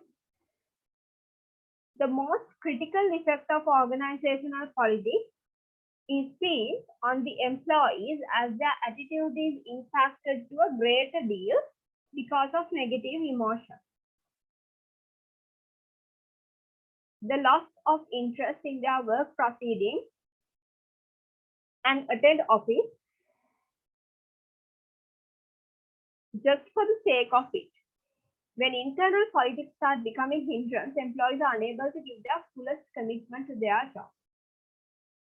අපි politics වලට employees ලා වැඩිපුර engage වෙනවා කියන්නේ ඒගොල්ලන්ගේ attitude එක ඒගොල්ලන්ට හොඳ ආකල්ප නැහැ. මොකද හොඳ ආකල්පයක් තියෙන කෙනෙක් තව කෙනෙක්ගේ කකුලෙන් අදින්නවත් criticize කරන්නවත් යන්නේ නැහැ. ඒත් ඒගොල්ලෝ හැමතිස්සෙම ඉන්නේ negative mindset එකක, negative attitudes වල. ඒත් ඒ වගේ employee කෙනෙක්ගේ company එකට positive දෙයක් කවදාවත් බලාපොරොත්තු වෙන්න බෑ. Right? So the employees believe that their hard work is not being recognized because of workplace politics, and this factor changes their attitudes towards work. සමහරවිට හොඳට වැඩ කරන employee කෙනෙක් වුණත් එයාට තේරෙනවා නම් එයා කරන වැඩවලට proper recognition එකක් එයාට company එකෙන් නැහැ කියලා මේ workplace politics නිසා ඒත් එක්ක වැඩ කරන අයත් එක්ක එයාට ඉන්න බෑ කියලා තේරෙනවා නම් කොච්චර හොඳ employee කෙනෙක් වුණත් එයාලා organization එකෙන් leave වෙන්න බලනවා. Next one is demotivates the employee. Normally, ඕනම organisation politics තියෙනවා නම් ඒ වගේ තැනක කවුරුත් කැමැත්තෙන් වැඩ කරන්නේ. ඒක නිකම් මේගොල්ලන්ගේ අභිප්‍රේරණය කියන එක ඒගොල්ලන් නැති වෙලා යනවා. මේ ඔෆිස් එකට එන්න ඕනි නිසා තමයි එන්නේ. අර පඩිය අවශ්‍ය නිසා ඒගොල්ලෝ වෙනවා. ඒ අරන්නේ කිසිම කෙනෙක් ආසාවෙන් කැමැත්තෙන් වැඩ කරන්නේ නැහැ. මොකද හැමෝම බලන් ඉන්නේ තමක්ව කපන්න නම් විවේචනය කරන්න නම් කිසිම කෙනෙක් කැමැත්තෙන් ඒ වගේ තැනක වැඩට එන්නේ නැහැ. So that will demotivate them. That will demotivate their desire to work. Right? Next one is increased stress. With that kind of people, obviously our stress will be increased because in one hand we have higher workload, on the other hand we have people who always try to drag us, who always try to pull our legs. ඒ වගේ දෙපැත්තෙන් අර එක පැත්තක workload එකයි අනිත් පැත්තෙන් හැමතිස්සෙම කපන්න බලාගෙන ඉන්න මිනිස්සු ටිකකු ඉඳද්දි අනිවාර්යෙන්ම මේ ආතතිය කියන එක වැඩි වෙනවා. වැඩ කරගෙන යන්න පුළුවන් මානසිකත්වයක් අපිට එතන ඒ වගේ තැනක නැහැ. So that's another effect of organizational politics, right? Next one is wrongful information. Wrongful information. Sometimes the information can be manipulated. අර bossගේ හිත ගන්න Tamanට අවශ්‍ය විදිහට information වෙනස් කරනවා. නැත්නම් හොඳ කෙනෙක්ගේ හොඳ report එකක් ඒක වැරදි විදිහට හදනවා. වැරදි data දාලා හදනවා. එයාට එයාව කපන්න ඕමනාවට එයාගේ හරි report එකකුත් වැරදි data දාලා boss එයාව. So data can be manipulated. So that will generate wrongful information. So an essential effect of corporate politics is that wrong information is passed from one person to another because manipulation is at its best at such time. Managers and supervisors are told edited version. They don't told about the original version, edited version. Managers ලව supervisors ලව වෙච්ච දේ හරියට දන්න. කවුරු හරි කෙනෙක් කියපු දෙයක් තමයි දන්නේ. ඒ කියපු කෙනා අතින් දාලා කිව්වනම් බොරු කිව්වනම් එහෙම ඒගොල්ලන්ට මැවෙන image එක වැරදි සම්පූර්ණ. That will create organizational politics. Right? So why organizational politics is inevitable? That මේ කොච්චර කතා කරත් මේ organization politics කියන එක we cannot avoid 100%. We cannot avoid that 100%, but we can minimize it, but we cannot avoid it. Why it is inevitable? Right? Because some individuals have more power and authority than others, and they often indulge in organizational politics. Normally, අපි organisation එකක් ගත්තොත් ඒ organisation එකේ ඉන්න හැමෝම එකම employees නෑ. සමහර අය senior ඉන්නවා, top management එකේ ඉන්නවා, directors ලා ඉන්නවා, junior employees ලා ඉන්නවා. හැමෝම එකම එකක නෑ. ඒතර උතන power එක වැඩි සහ position එක වැඩි employees ලා සමහර වෙලාවට තමන්ගේ යටේ ඉන්න අයව පාගල දාන්න තියෙන ඉඩකඩ වැඩි මේ politics නිසා. ඒවල සම්පූර්ණයෙන් අපිට අයින් කරන්න අමාරුයි. අනිත් රීසන් එක තමයි සමහර කට්ටිය අර හරි කැමති ඒ වගේ දේවල් වලට. ඒ කියන්නේ එයාලා මොටිවේට් වෙන්නේ මොන හරි ප්‍රශ්නයක් තිබ්බම. ඔෆිස් එකේ ප්‍රශ්නයක් තියෙදි තමයි ඒගොල්ලන්ට දැනෙන්නේ ඒගොල්ලන්ගේ ඇඟට පණක් එනවා කියලා. කවුරු රණ්ඩු වෙනවා දකිද්දි තමයි Tamanට දැනෙන්නේ Taman නිකන් ප්‍රබෝධමත් වෙනවා කියලා. So that is a really wrong characteristic. Right? So some people are politically savvy and encourage organizational politics so that they can have their way. සමහර කට්ටිය encourage කරනවා. කට්ටියව කොටවලා ඒගොල්ලෝ එකෙන් වාසිය ගන්න බලාගෙන දෙපැත්ත කොටවන කට්ටිය ඉන්නවා. So එතකොට ඒ දෙන්න රණ්ඩු වුණාට පස්සේ මෙයාට පුළුවන් shape එකේ ඒ position එකට යන්න හිතෙනවා. Right? Every employee wants to step on the ladder of success. But as the path is narrow, everyone cannot travel together. සාමාන්‍යයෙන් promotions ගත්තා අපි උඩට යන්න try කරත් ඒ path එක අමාරුයි. It's difficult. It has several challenges. And the path is narrow.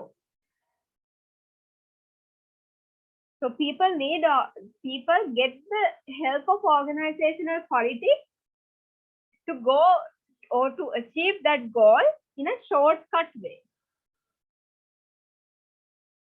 අර අමාරු පාරේ challenges තියෙන පාරේ යනවට වඩා ඒගොල්ලෝ බලනවා අර shortcut එකක් විදිහට organization politics use කරලා ලේසි මාර්ගයෙන් අර තැනට යන්න. normal route එක යන්න නැතුව. ඒ වගේ දේවල් නිසා මේ organization politics කියන එක 100% අපිට avoid කරන්න බෑ. Right. Next one is people often have to compete for limited resources, and this conflict makes organizational politics inevitable. So as we all know that resources are scarce. So each and every person competes for that limited resources or that scarce resources. So that conflict can arise organizational politics. And සීමිත සම්පත් වලට, so you already learned that we have scarce resources and we have unlimited wants. සීමිත සම්පත් වලට ගොඩක් අපිට අවශ්‍යතාව උවමනා වැඩි නිසා අර සීමිත සම්පත් ටික ගන්න හැමතිස්සෙම කොන්ෆ්ලික්ට් තියෙනවා. මිනිස්සු අතරේ ගැටුම් තියෙනවා. ඔන්න ඔය ගැටුම් නිසා මේ පොලිටික්ස් කියන දේ ඇති වෙන්න ඉඩ තියෙනවා. right? ඒත් ඒවා හරි අමාරුයි අපිට සම්පූර්ණයෙන්ම නවත්තන්න. අඩු කරනවා ඇරෙන්න. So there's a video regarding how to deal with organizational politics or organization politics. So let's watch this. Have you picked up on some bad office politics at your new job and you're wondering how to navigate through the landmines? My name is Adriana Girdler. I'm president of Cornerstone Dynamics and a productivity expert. Office politics can be tricky to navigate, whether you're new to an organization or let alone new to the working world. In this video, I'm going to give you 5 tips on how to survive those tricky office politics.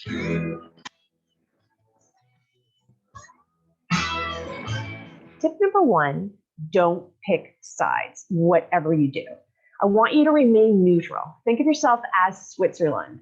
So when there's 2 departments that are pitting themselves against each other, or let alone 2 individuals, you want to remain professional and friendly to both sides. Stay in that working environment and tasks that you have to do at hand. And if a conversation does go to where it's the personal, like someone says, I can't stand sales, they don't do their job or they don't know anything, ignore it. And what you can reply back with is, well, what is it that we can do in order to give training what they need to be successful? You really have to play it safe here and be neutral. Tip number 2, I want you to document. Okay. It's only when office politics gets really bad that I really suggest this, but you may want to document who was at meetings, what was agreed to, what time and date that all of that happened, and just keep it in a separate file. Because the worst thing is down the road when someone actually says to you, but we didn't agree to this, blah, blah, blah, and then office politics start to come into play, you at least have some documentation that indicates, from a professional standpoint, the agreements that everyone came to. It can really diffuse a very ignited situation and ultimately will help you to be neutral. Tip number 3, don't get personal. Now, office politics at times can get pretty nasty and people can get angry. They can say things that can be really hurtful. Do not sink to their level. They are emotionally charged at this point. You don't have to be. Remember, be neutral as possible. Now, don't sink to the level, and also realize this. When someone's really angry, it's not about you. It's about them. It's their issue. So take a deep breath. There's some great mindfulness techniques I have in another video that can help you through this, so check it out. But take your deep breaths. Don't take it personally. Realize it is not about you. It's this other person. And ultimately, they should be apologizing to you anyway for the yelling, because that is very unprofessional. Tip number 4, stay away from gossip. Now, this may seem like a no-brainer, and I know you're probably saying, of course I wouldn't do it, but hey, stop. I'm going to tell you, a lot of times we can get caught in that trap, particularly when we're new, of trying to find our new work friends and therefore hang out with people that perhaps are gossiping and that we shouldn't be hanging around with, but because we don't know anybody, we are. Perpetual gossipers, people know them in the organization and people call them out for it. So you really don't want to be associated with individuals of that nature. Find people who you can hang around with, who will be your mentors, and stay away from the gossip. It is not worth the energy and effort, no matter how good it may sound. It is not, so stay away. Tip number 5, choose positivity. Here's the beauty of life. You have choice. You have choice in everything you do. And when it comes to office politics, choose positivity. Sometimes office politics, if there's a lot of it going around, it could bring us down and the negativity can start to come and play and then we spin into that negative cycle. Don't do it. Choose positivity. You have a choice. Look at things in a different perspective. Everyone ultimately is good. No one wakes up on purpose to blame somebody for something, but yet that can happen. So look at things from a positive standpoint. Have some compassion. Give people benefit of the doubt, but be positive yourself, because the way you exude yourself comes back to you tenfold. So choose positivity, and I promise you positivity will come back to you as well. I hope these tips help you really deal with any office politics you may be coming across. If you like these tips, please write in the comments below. Survive and thrive, because that's what it's all about in the working world. Thank you so much. Until the next video, please subscribe to my channel, give it a thumbs up, pass it off to your friends, family, and colleagues, and I will talk to you next time. See ya. Right. So that's about the ways that we can avoid organizational politics, the things we can practice. So now we are going to learn about the types of organizational politics. There are several types of organizational politics. Attacking and blaming. සමහරලාට අපිට බොරු චෝදනා වලට බනින වෙලාවක් තියෙනවා. Information control කරන or manipulating information or some forming coalitions. කට්ටිය සාමාන්‍යයෙන් අපි කියමු නිකන් පොඩි පොඩි කට්ටියත් එක්ක එකතු වෙලා හදාගන්න පොඩි සංවිධාන වගේ දේවල්. ඒ unions වගේ දේවල් හදාගෙන ඒගොල්ලන්ට අවශ්‍ය දේවල් කරගන්න try කරනවා. So that's the kind of an organizational politics. Or cultivating network. So සමහර වෙලාවට කට්ටිය දැන් කියන networks තියෙනනේ ඕවට පොඩක් අර ඇතුල් වෙලා ඒගොල්ලන්ගේ ඇතුලේ මේ දේවල් මේ politics ගැන පොඩක් කියලා ඒගොල්ලන්වත් අර වැරදි අදහස් ඔළුවට දාලා ඒ වගේ දේවල් කරන්නත් try කරන වෙලාවල් තියෙනවා. ඒකත් එක්තරා විදිහක organization politics වල type එකක්. right? අර අපි කියන්නේ නිකන් හොඳට ඉන්න කට්ටියගෙත් අර ඔළුව වලට ඒක දාලා අදහස් දාලා ඒගොල්ලන්ව හරි අපේ පැත්තට නම්ම ගන්න try කරනවා, right? Next one, creating obligation. එක එක දැන් දානවා අනිවාර්යෙන්ම එන්න ඕන මොන හරි බැඳීම් විදිහට දේවල් කියනවා අනිවාර්යෙන් මේ අද කියන මීටින් එකට එන්න ඕනේ නැත්නම් ඔයාටයි මේ ඔෆිස් එකේ ඉන්න හම්බෙන්නේ නැහැ කියලා අපි දානවා එක එක obligations දානවා දැන් අලුතෙන් එන employee කෙනෙක් නම් අපි යාට එක එක විදිහට බැඳීම් දානවා you have to come, it's compulsory to join this meeting likewise.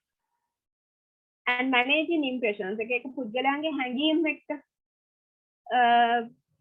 අර සෙල්ලම් කරනවා කියලා කියන්නේ ඒ වගේ දේවල් අර ඒගොල්ලන්ගේ හැඟීමුත් එක්ක try කරනවා මේ politics කියන දේ දාන්න ඔළුවට. Right, so these are some of the types of organizational politics. ඒ කියන්නේ මේ politics අපිට මේ කියන එක එක විදිහට organization එක ඇතුළට ගේන්න පුළුවන්. එක එක විදිහ. unions විදිහට හරි බොරු චෝදනා කරලා හරි පෙට්ටු ගහලා හරි හැඟීම් වලට හැඟීම් වෙනස් වෙන විදිහට දේවල් කරලා හරි information manipulate කරලා හරි ඒ වගේ දේවල් වල. Right, so write a note regarding that. Write a heading, what are the types of organizational politics? What are the types of organizational politics? Under that, write first one. Now, before that, write as a paragraph. Let's break down organizational politics. Let's break down organizational politics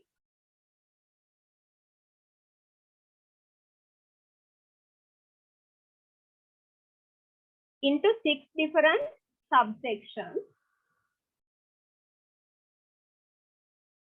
Into 6 different subsections.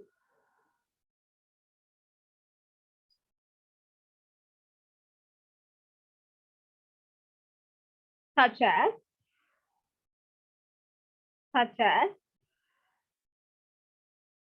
self-promotion,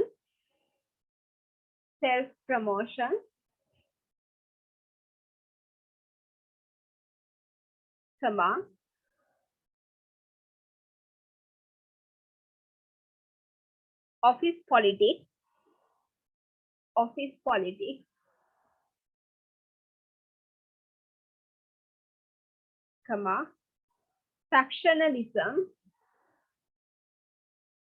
factionalism,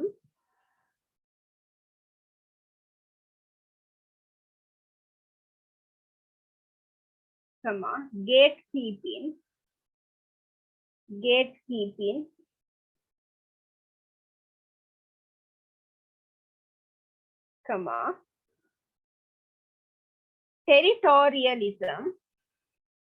territorialism,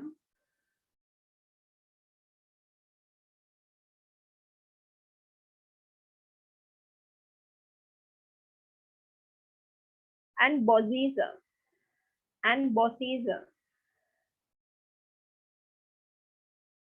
What is that now? Can you spell, ma'am? Yeah, BOSSISM, bossism. අර අපි කියන්නේ හරි bossy එයා කියලා. එයා boss විදියට තමයි කොයිදර තියෙන්නේ. අන්න ඒ idea එක. bossism.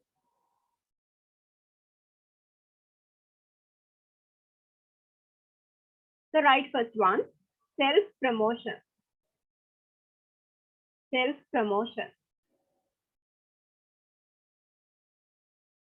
Under that, write as a paragraph. Self-promotion happens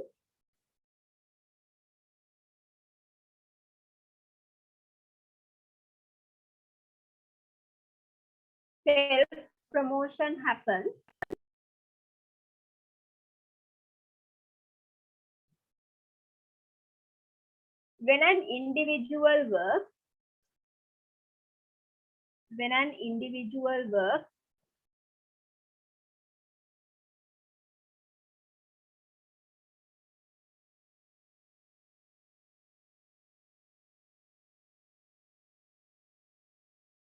to further their own career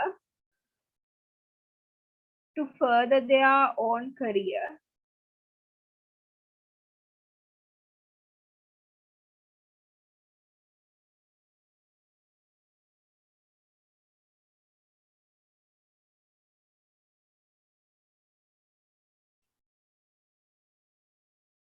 comma, regardless of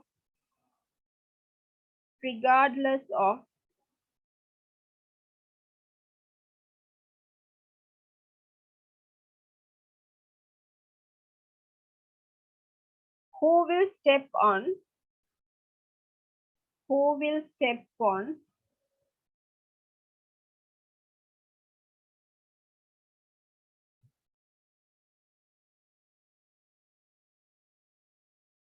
in the process.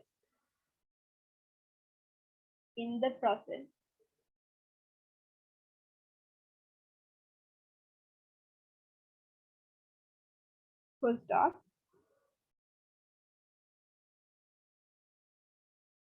This person will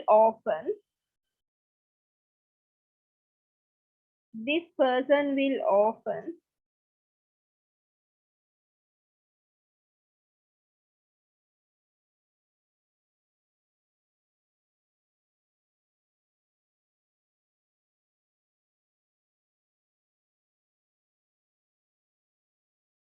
kill others' ideas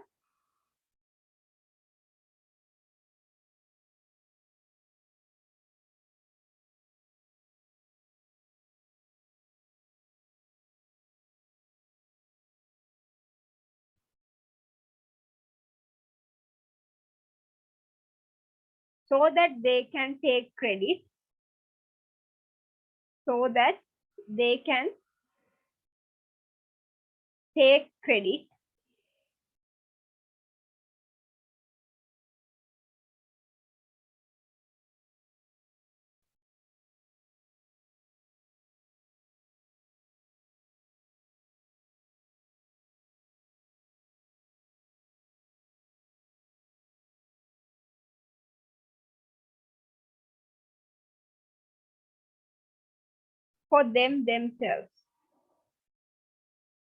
for them themselves.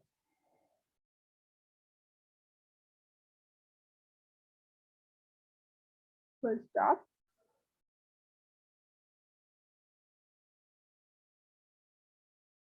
They are willing to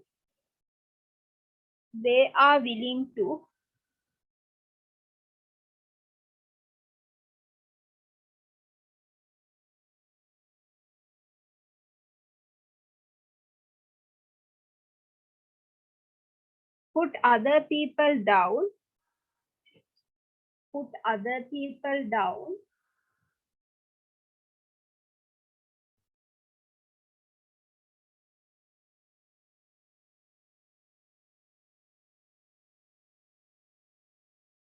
to raise themselves up.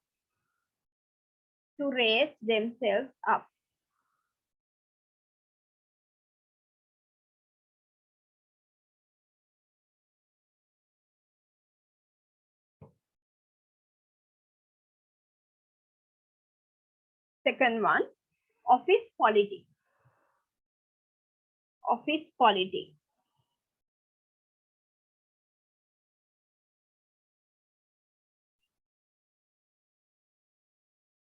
Under that, right? Office politics is when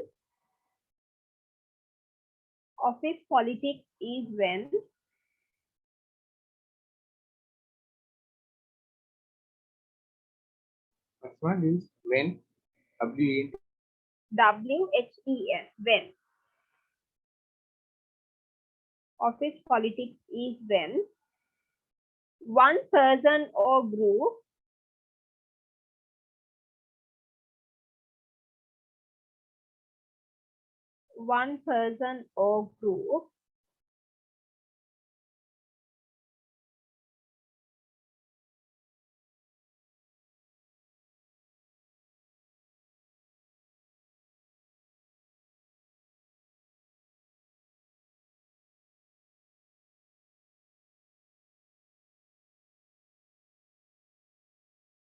tries to influence another, tries to influence another,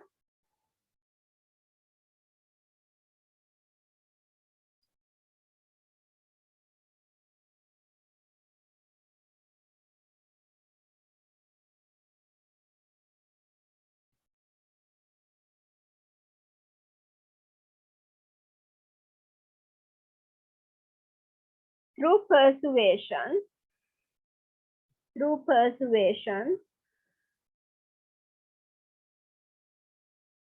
comma, influence, influence, comma, manipulation, manipulation,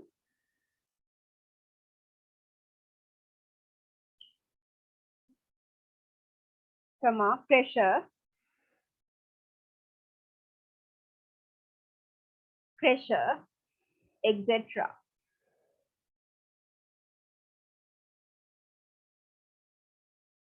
They do this, they do this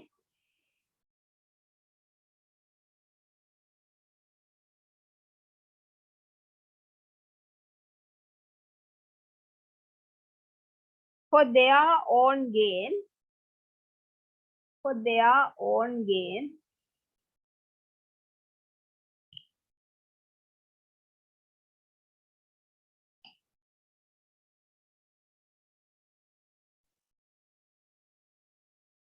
and are willing to use, and are willing to use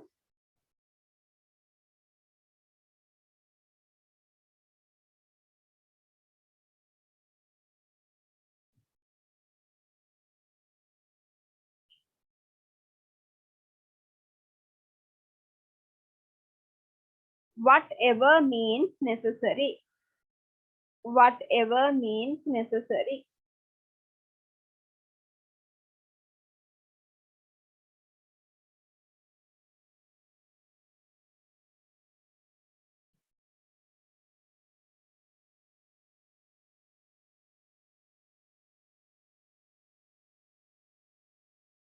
Full stop. This can be positive, this can be positive,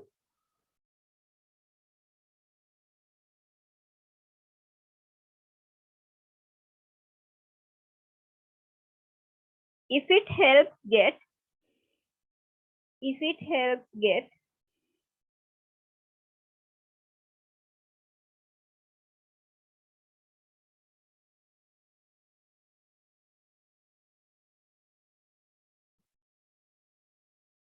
more people on board,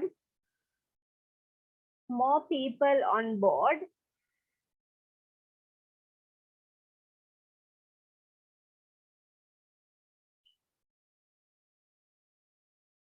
with the organization's project, with the organization's project,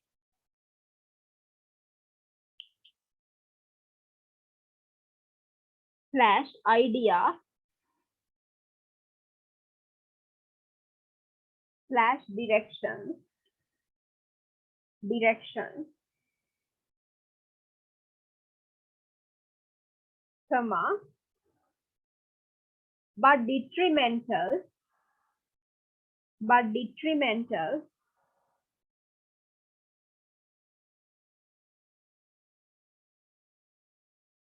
if it results in,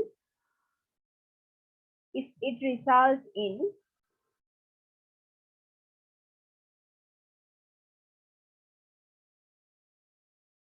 infighting, infighting,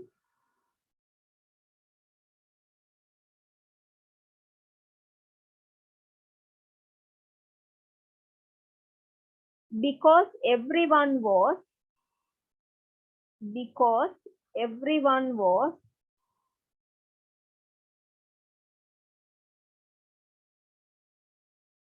trying to win at, trying to win at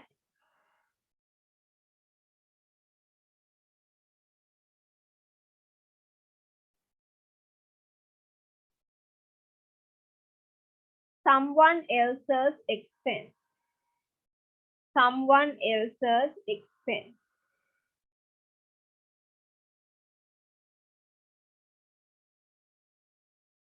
Suman, what is the last one? Expense. Expense. E-X-P-E-N-S-E. Expense.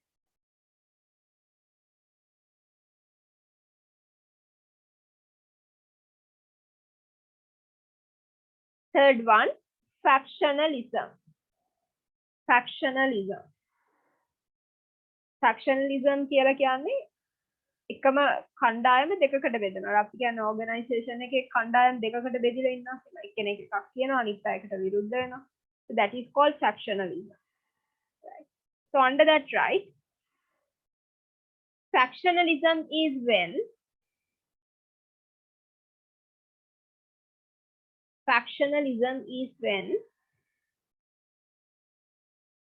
groups within an organization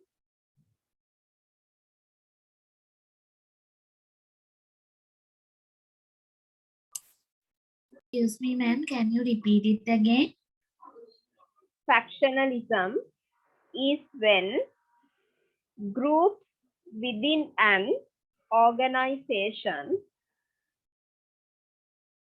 become split based. Split. කොටස් වලට කැඩෙනවා. Split.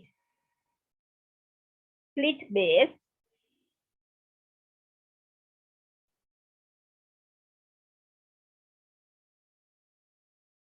on two distinguishing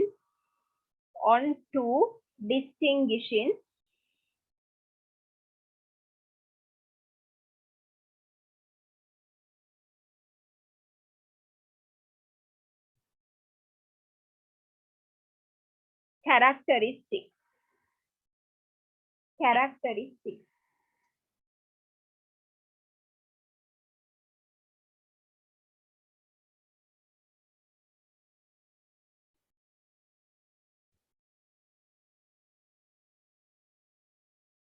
When factionalization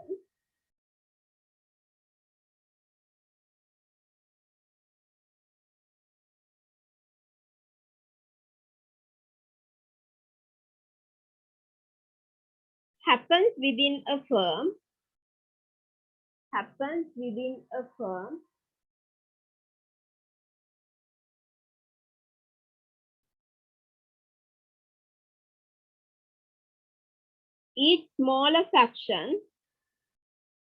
each smaller faction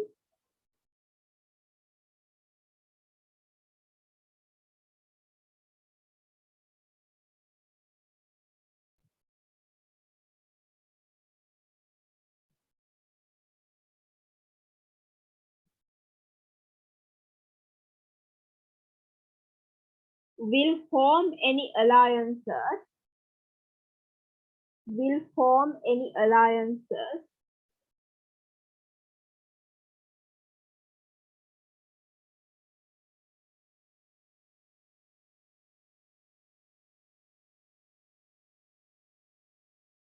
that they believe to be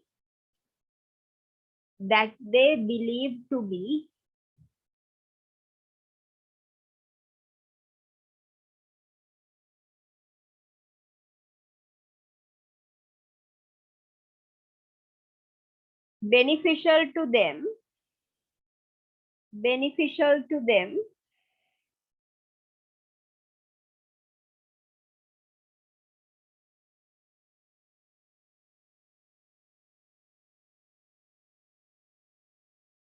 or their goals.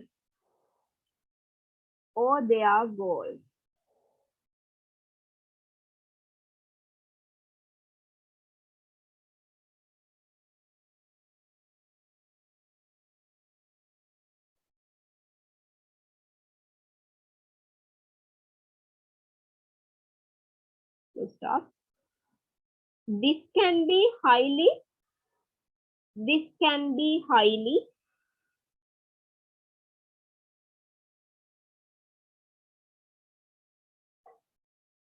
detrimental,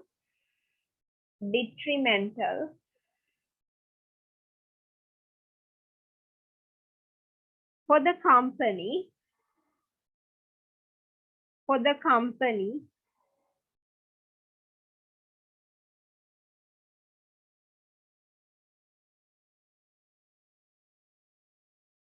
because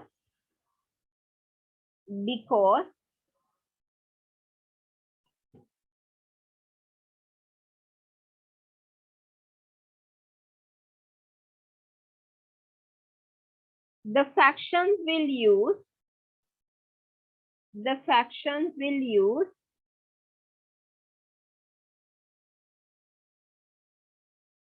what's that kind of faction? Can you spell out? factions, FACTIONS.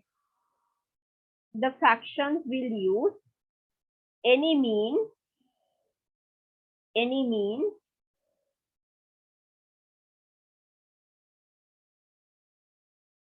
necessary to win.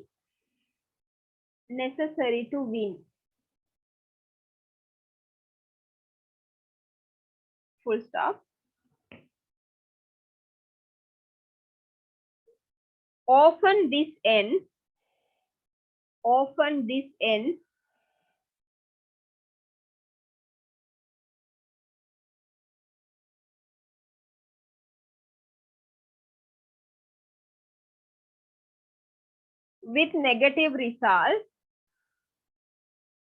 with negative results.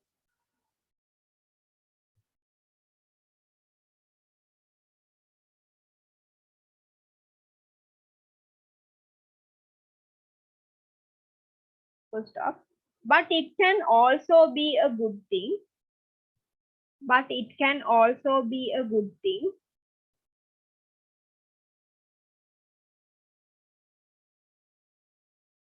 Full stop.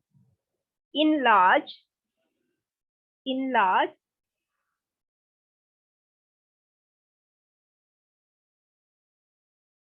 bureaucratic companies,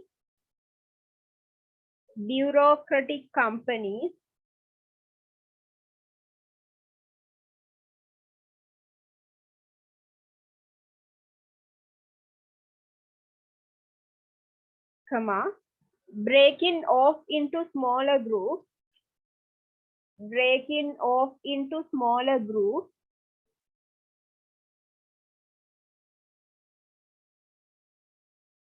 can help promote agility,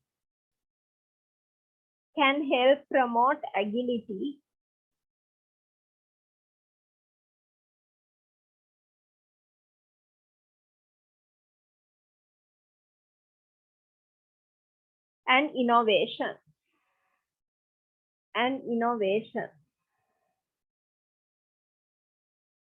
Next one, gatekeeping. Next slide, gatekeeping.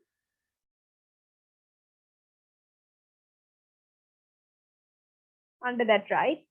Gatekeeping is when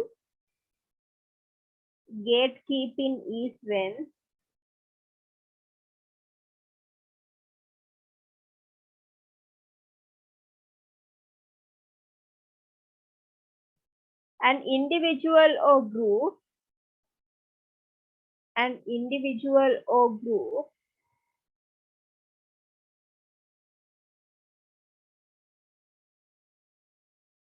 in power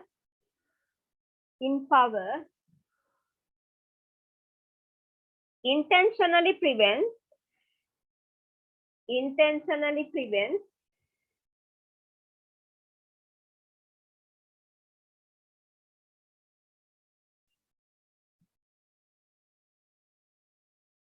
other ideas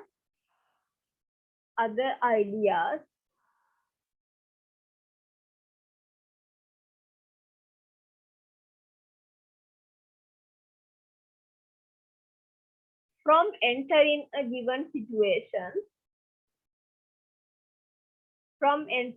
given situation,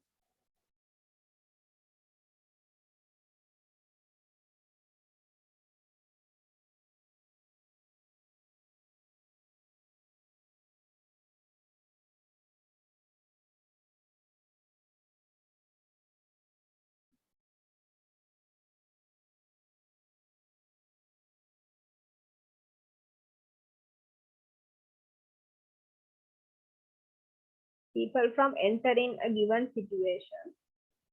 Where did I stop?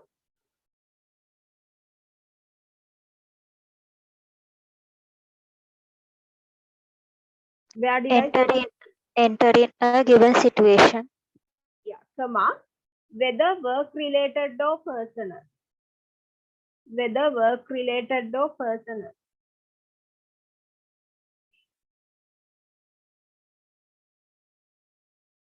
Full stop.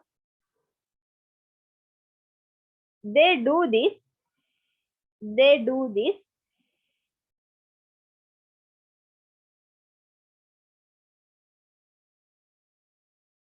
To keep their position of power. To keep their position of power.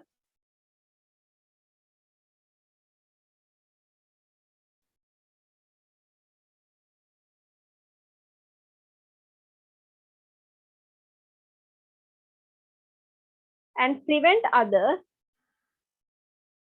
And prevent others.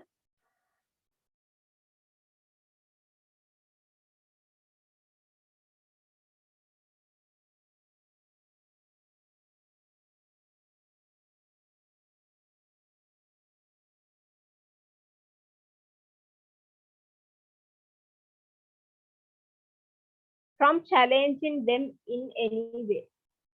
From challenging them in any way. Next paragraph. The adverse effects of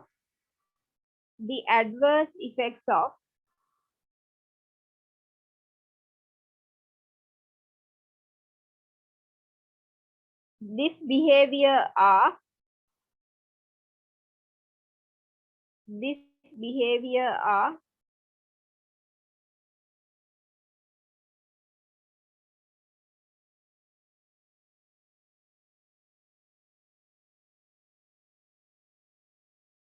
including stifling innovation,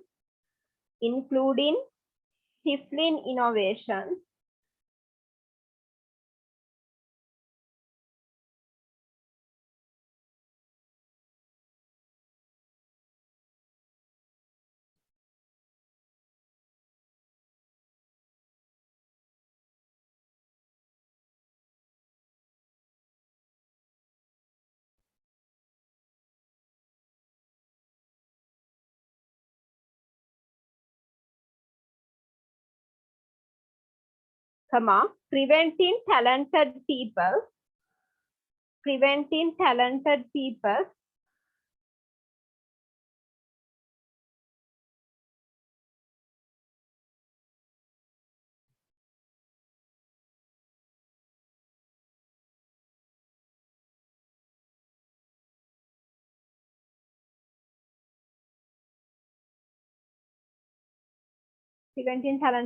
from earning their place in an organization. From earning their place in an organization.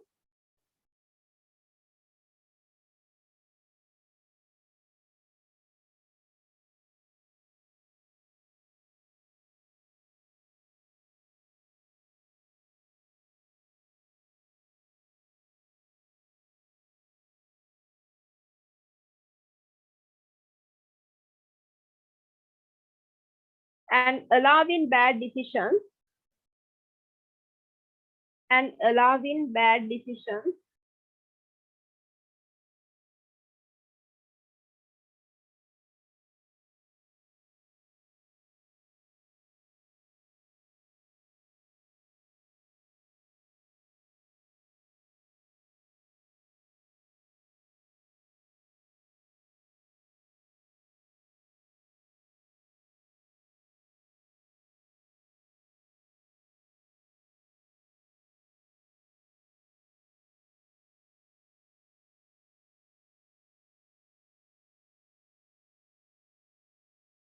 To continue solely.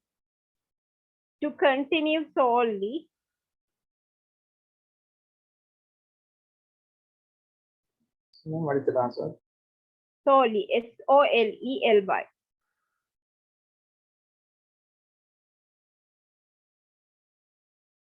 due to the power of the gatekeepers. Due to the power of the gatekeepers.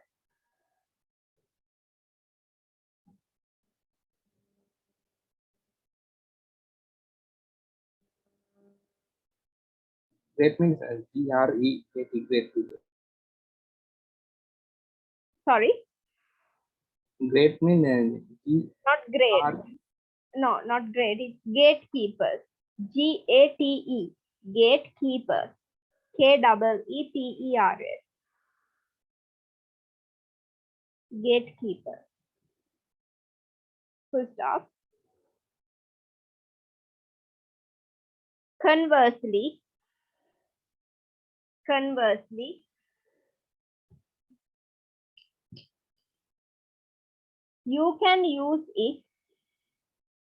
you can use it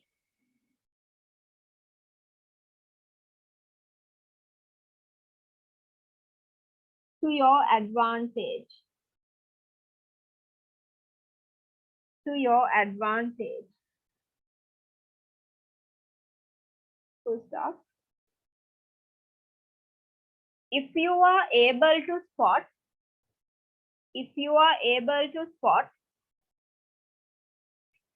gatekeepers and identify gaps,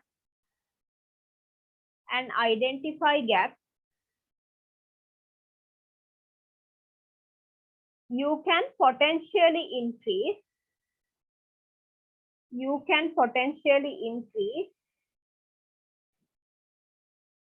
your own influence.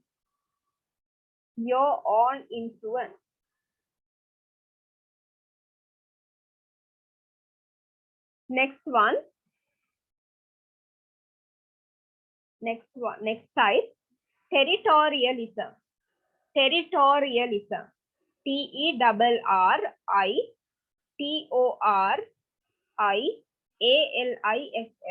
Territorialism. Under that, right? Territorialism is when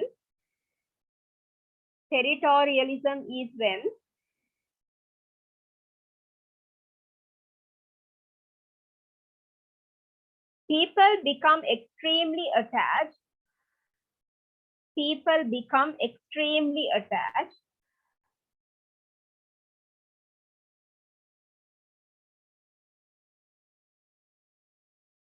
to a certain role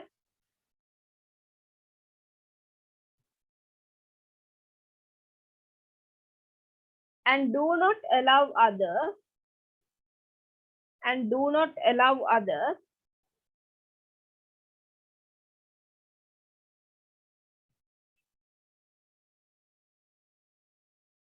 to fill it. Full stop.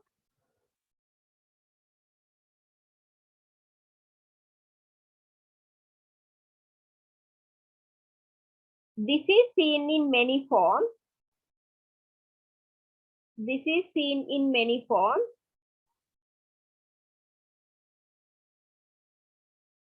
For example,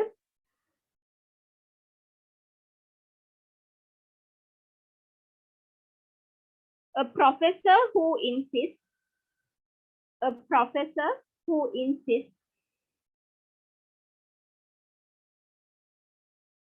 on teaching the same course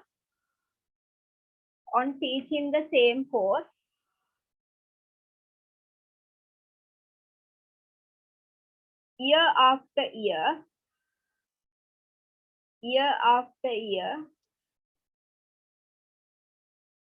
comma, a manager who refuses to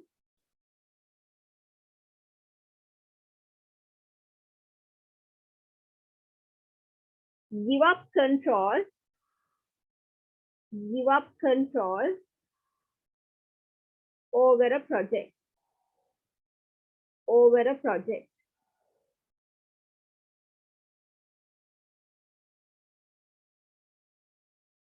Next one, next type, bossism. Bossism.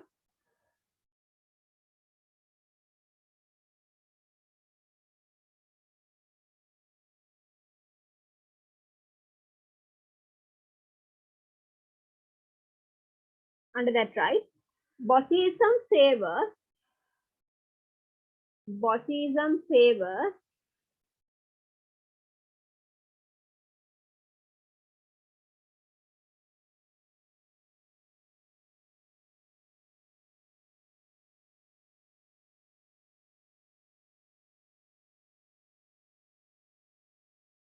those you work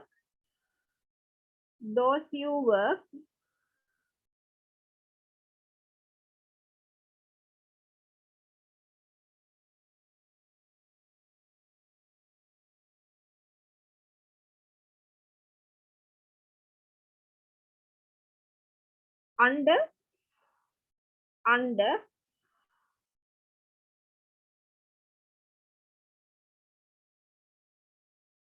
over those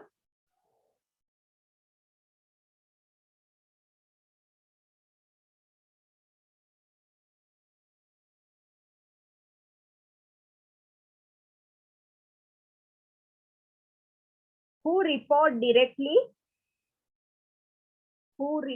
directly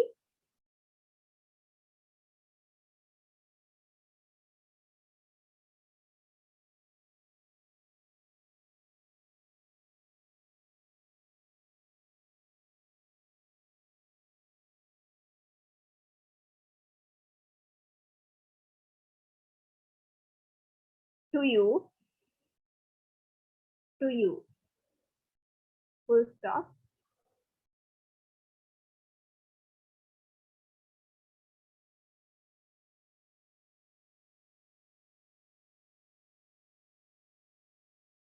The negative effects of this behavior,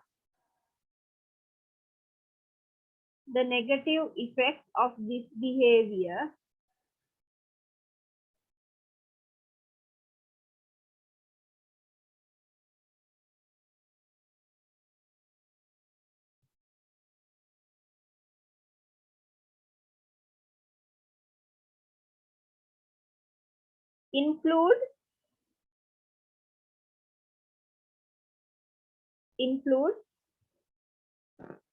power struggles within an organization.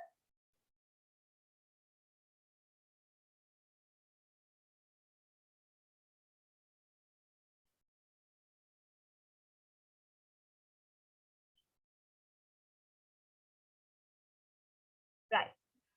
So now we are going to learn about the ways to reduce organizational politics. So as we learned earlier, we cannot 100% avoid this organizational politics. What we can do is we can reduce or minimize the level of organizational politics. Not 100% avoid it, right?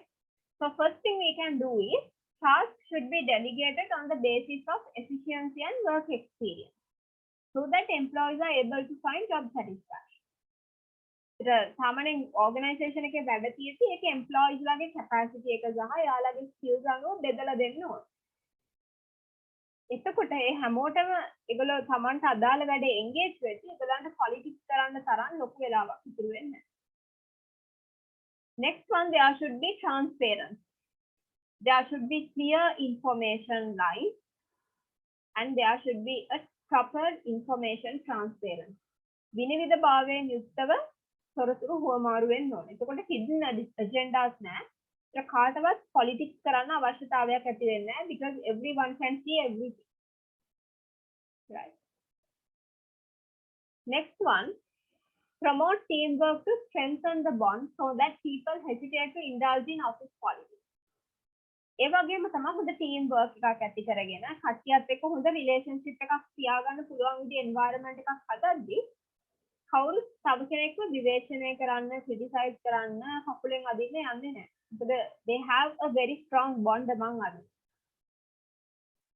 themselves, right? And then there should be an effective communication. proper communication, two-way communication. There should be proper communication, right? Next one, encourage a positive frame of mind in the workplace as people will then hesitate to spread lies about others. There should be a positive vibe within an organization.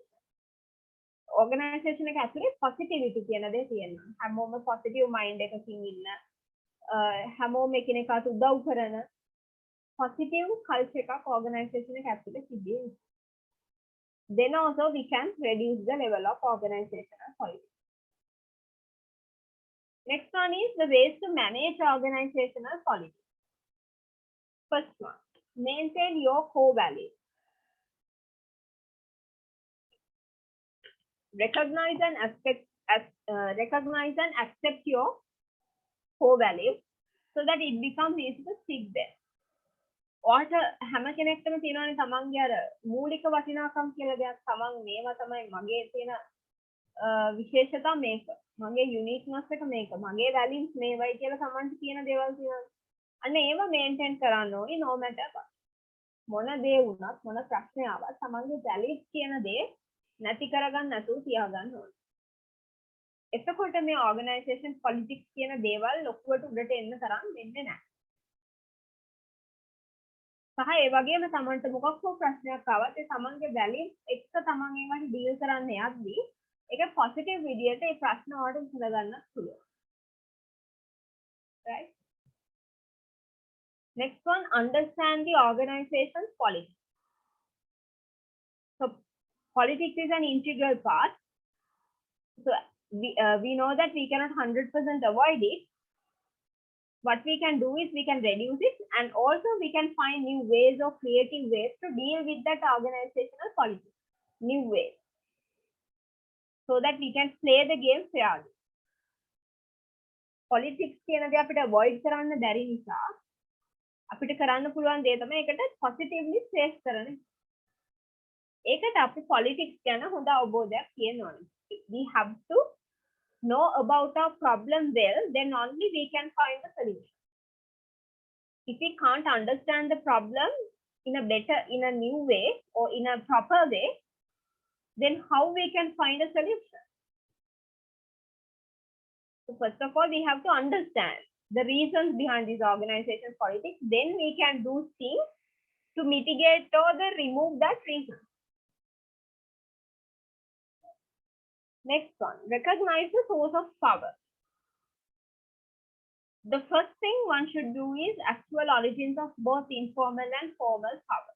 Who is the one person that yields the stick that are known as game changers? ඕනම organization එකක ඉන්නවනේ එක වෙනස් කරන්න පුළුවන් කට්ටිය. The people who have more power, the people who have more followers.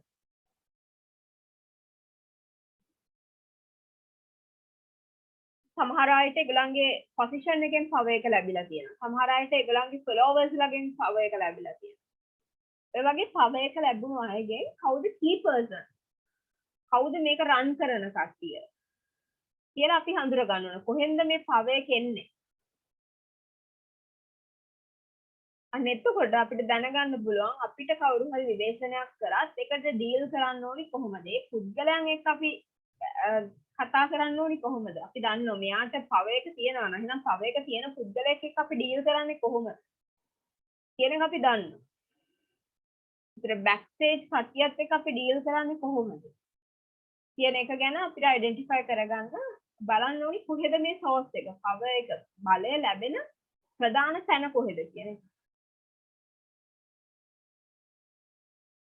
Next one, develop your people skills. Right. Always try to maintain good relationships with your team members and make high quality connections. Then you can expand your network. Right. If you have more people in your side, then you can easily remove this kind of barriers like organizational politics. If you have more people in your side.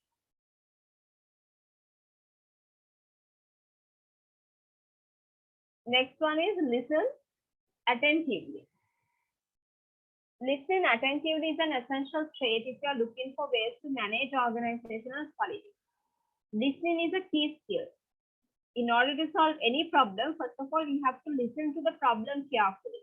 Then only we can find the root cause.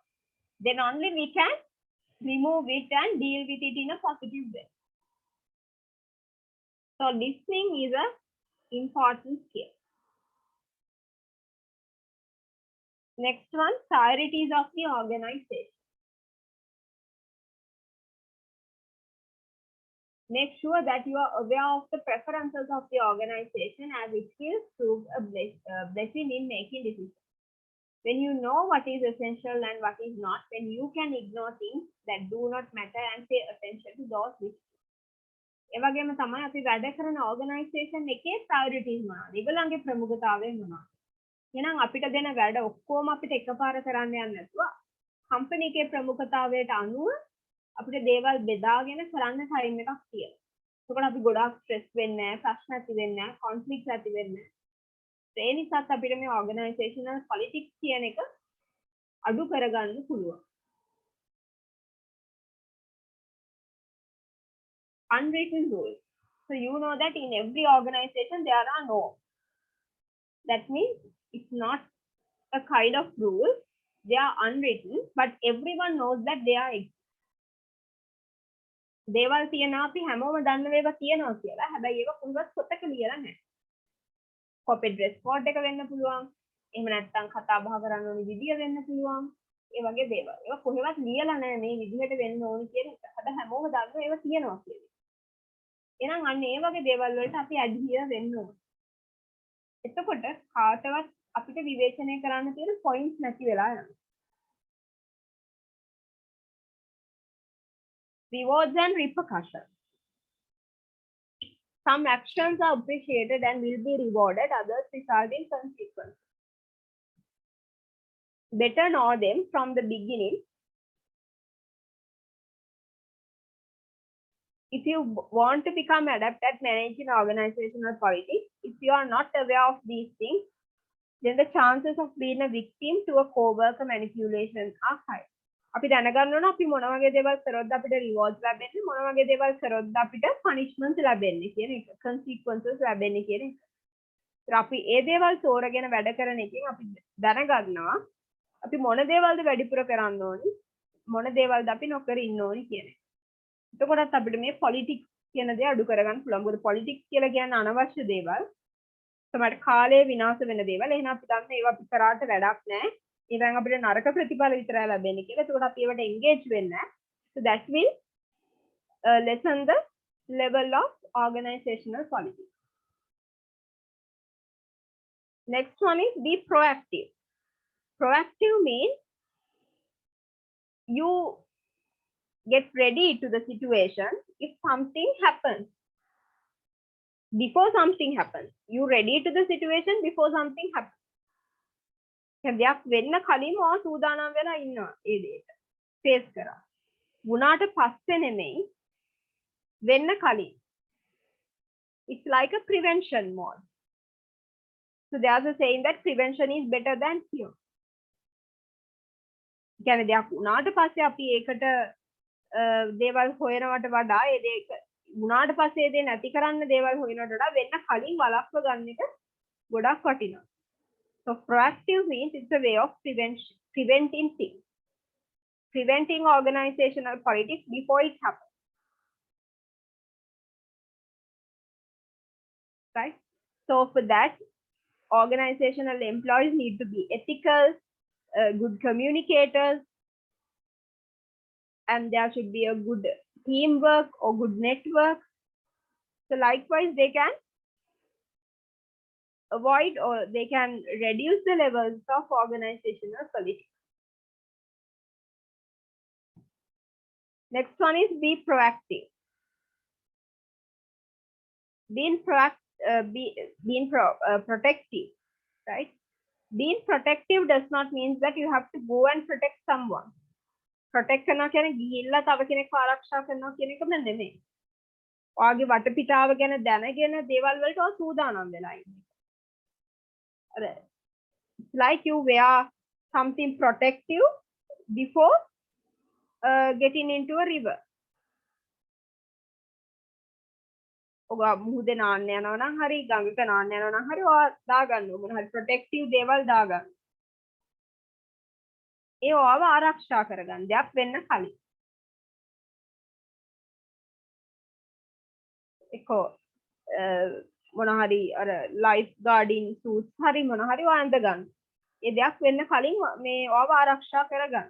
So likewise, if you know about your surrounding and if you know about the persons who results this organizational politics, then you can protect yourself from them because you know the pitch. You know the pitch. So what you have to do is you can play well because you know the pitch already. Right. ඔය තැන දන්නවා වටපිටාව හොඳට දන්නවනම් ඔයාට එන විදියට play කරන්න විතරයි තියෙන්නේ. Right. So that you can prepare, you can protect yourself. Next one is be prepared. ඕනම දෙයකට ලෑස්ති වෙලා ඉන්න. ලෑස්ති පිටින් ඉන්න. Right. අපේ වටේ වෙන දේවල් ගැන අපි ඇස් දෙක පියාගෙන ඇහෙන්නේ නැති ගන්නට ඉන්න බෑ. We have to pay our attention towards that, towards those things. So you always have to be prepared for the worst case. නරකම දේට සූදානම් වෙලා හිටියොත් එතනින් එහාට වෙන්න දෙයක් නැහැ. මෙහා දෙයක් වුණත් අවුලක් නැහැ. Organization politics වෙන්න පුළුවන් කියලා ඔයකට last පිට ඉන්න ඕනේ. මෙහෙම වුණොත් මම මොකද්ද කරන්නේ? මට හොඳ network එකක් හදා ගන්න ඕනේ. මගේ side එකට කට්ටිය එකතු කරගෙන ready පිට ඉන්න ඕනේ. කියන දේ තමයි ඒකද කියන්නේ. So there's a video regarding organizational politics. So let's watch this.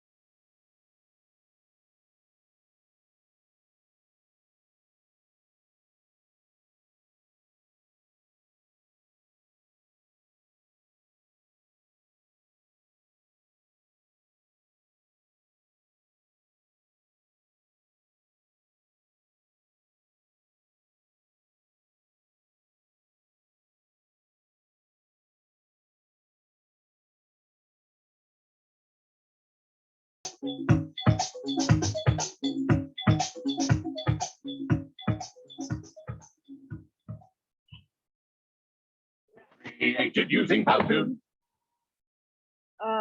So that's about today's lesson. So do you have any questions regarding today's session? Or any unclear areas or things to clarify?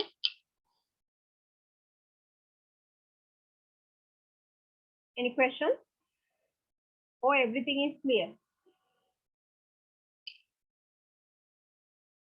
කියපු දේවල් තේරුණාද නැත්නම් මොන හරි ප්‍රශ්න තියෙනවද අහන්න.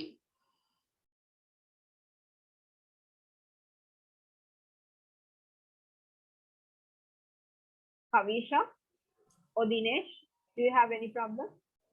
No, ma'am. No, ma'am. Subject is clear. One is there, ma'am. We have up to now we have completed in the half of the course, but still we have not seen who is the lecturer. Okay. So next week is my last lecture, so you can see me at that lecture, right? Okay. But I hope you guys have seen me in my first day, because on my video on the very first day. Yes, ma'am. Yeah. So that's it. So if that's so, we can wind up the session if you have any questions regarding this session. Right?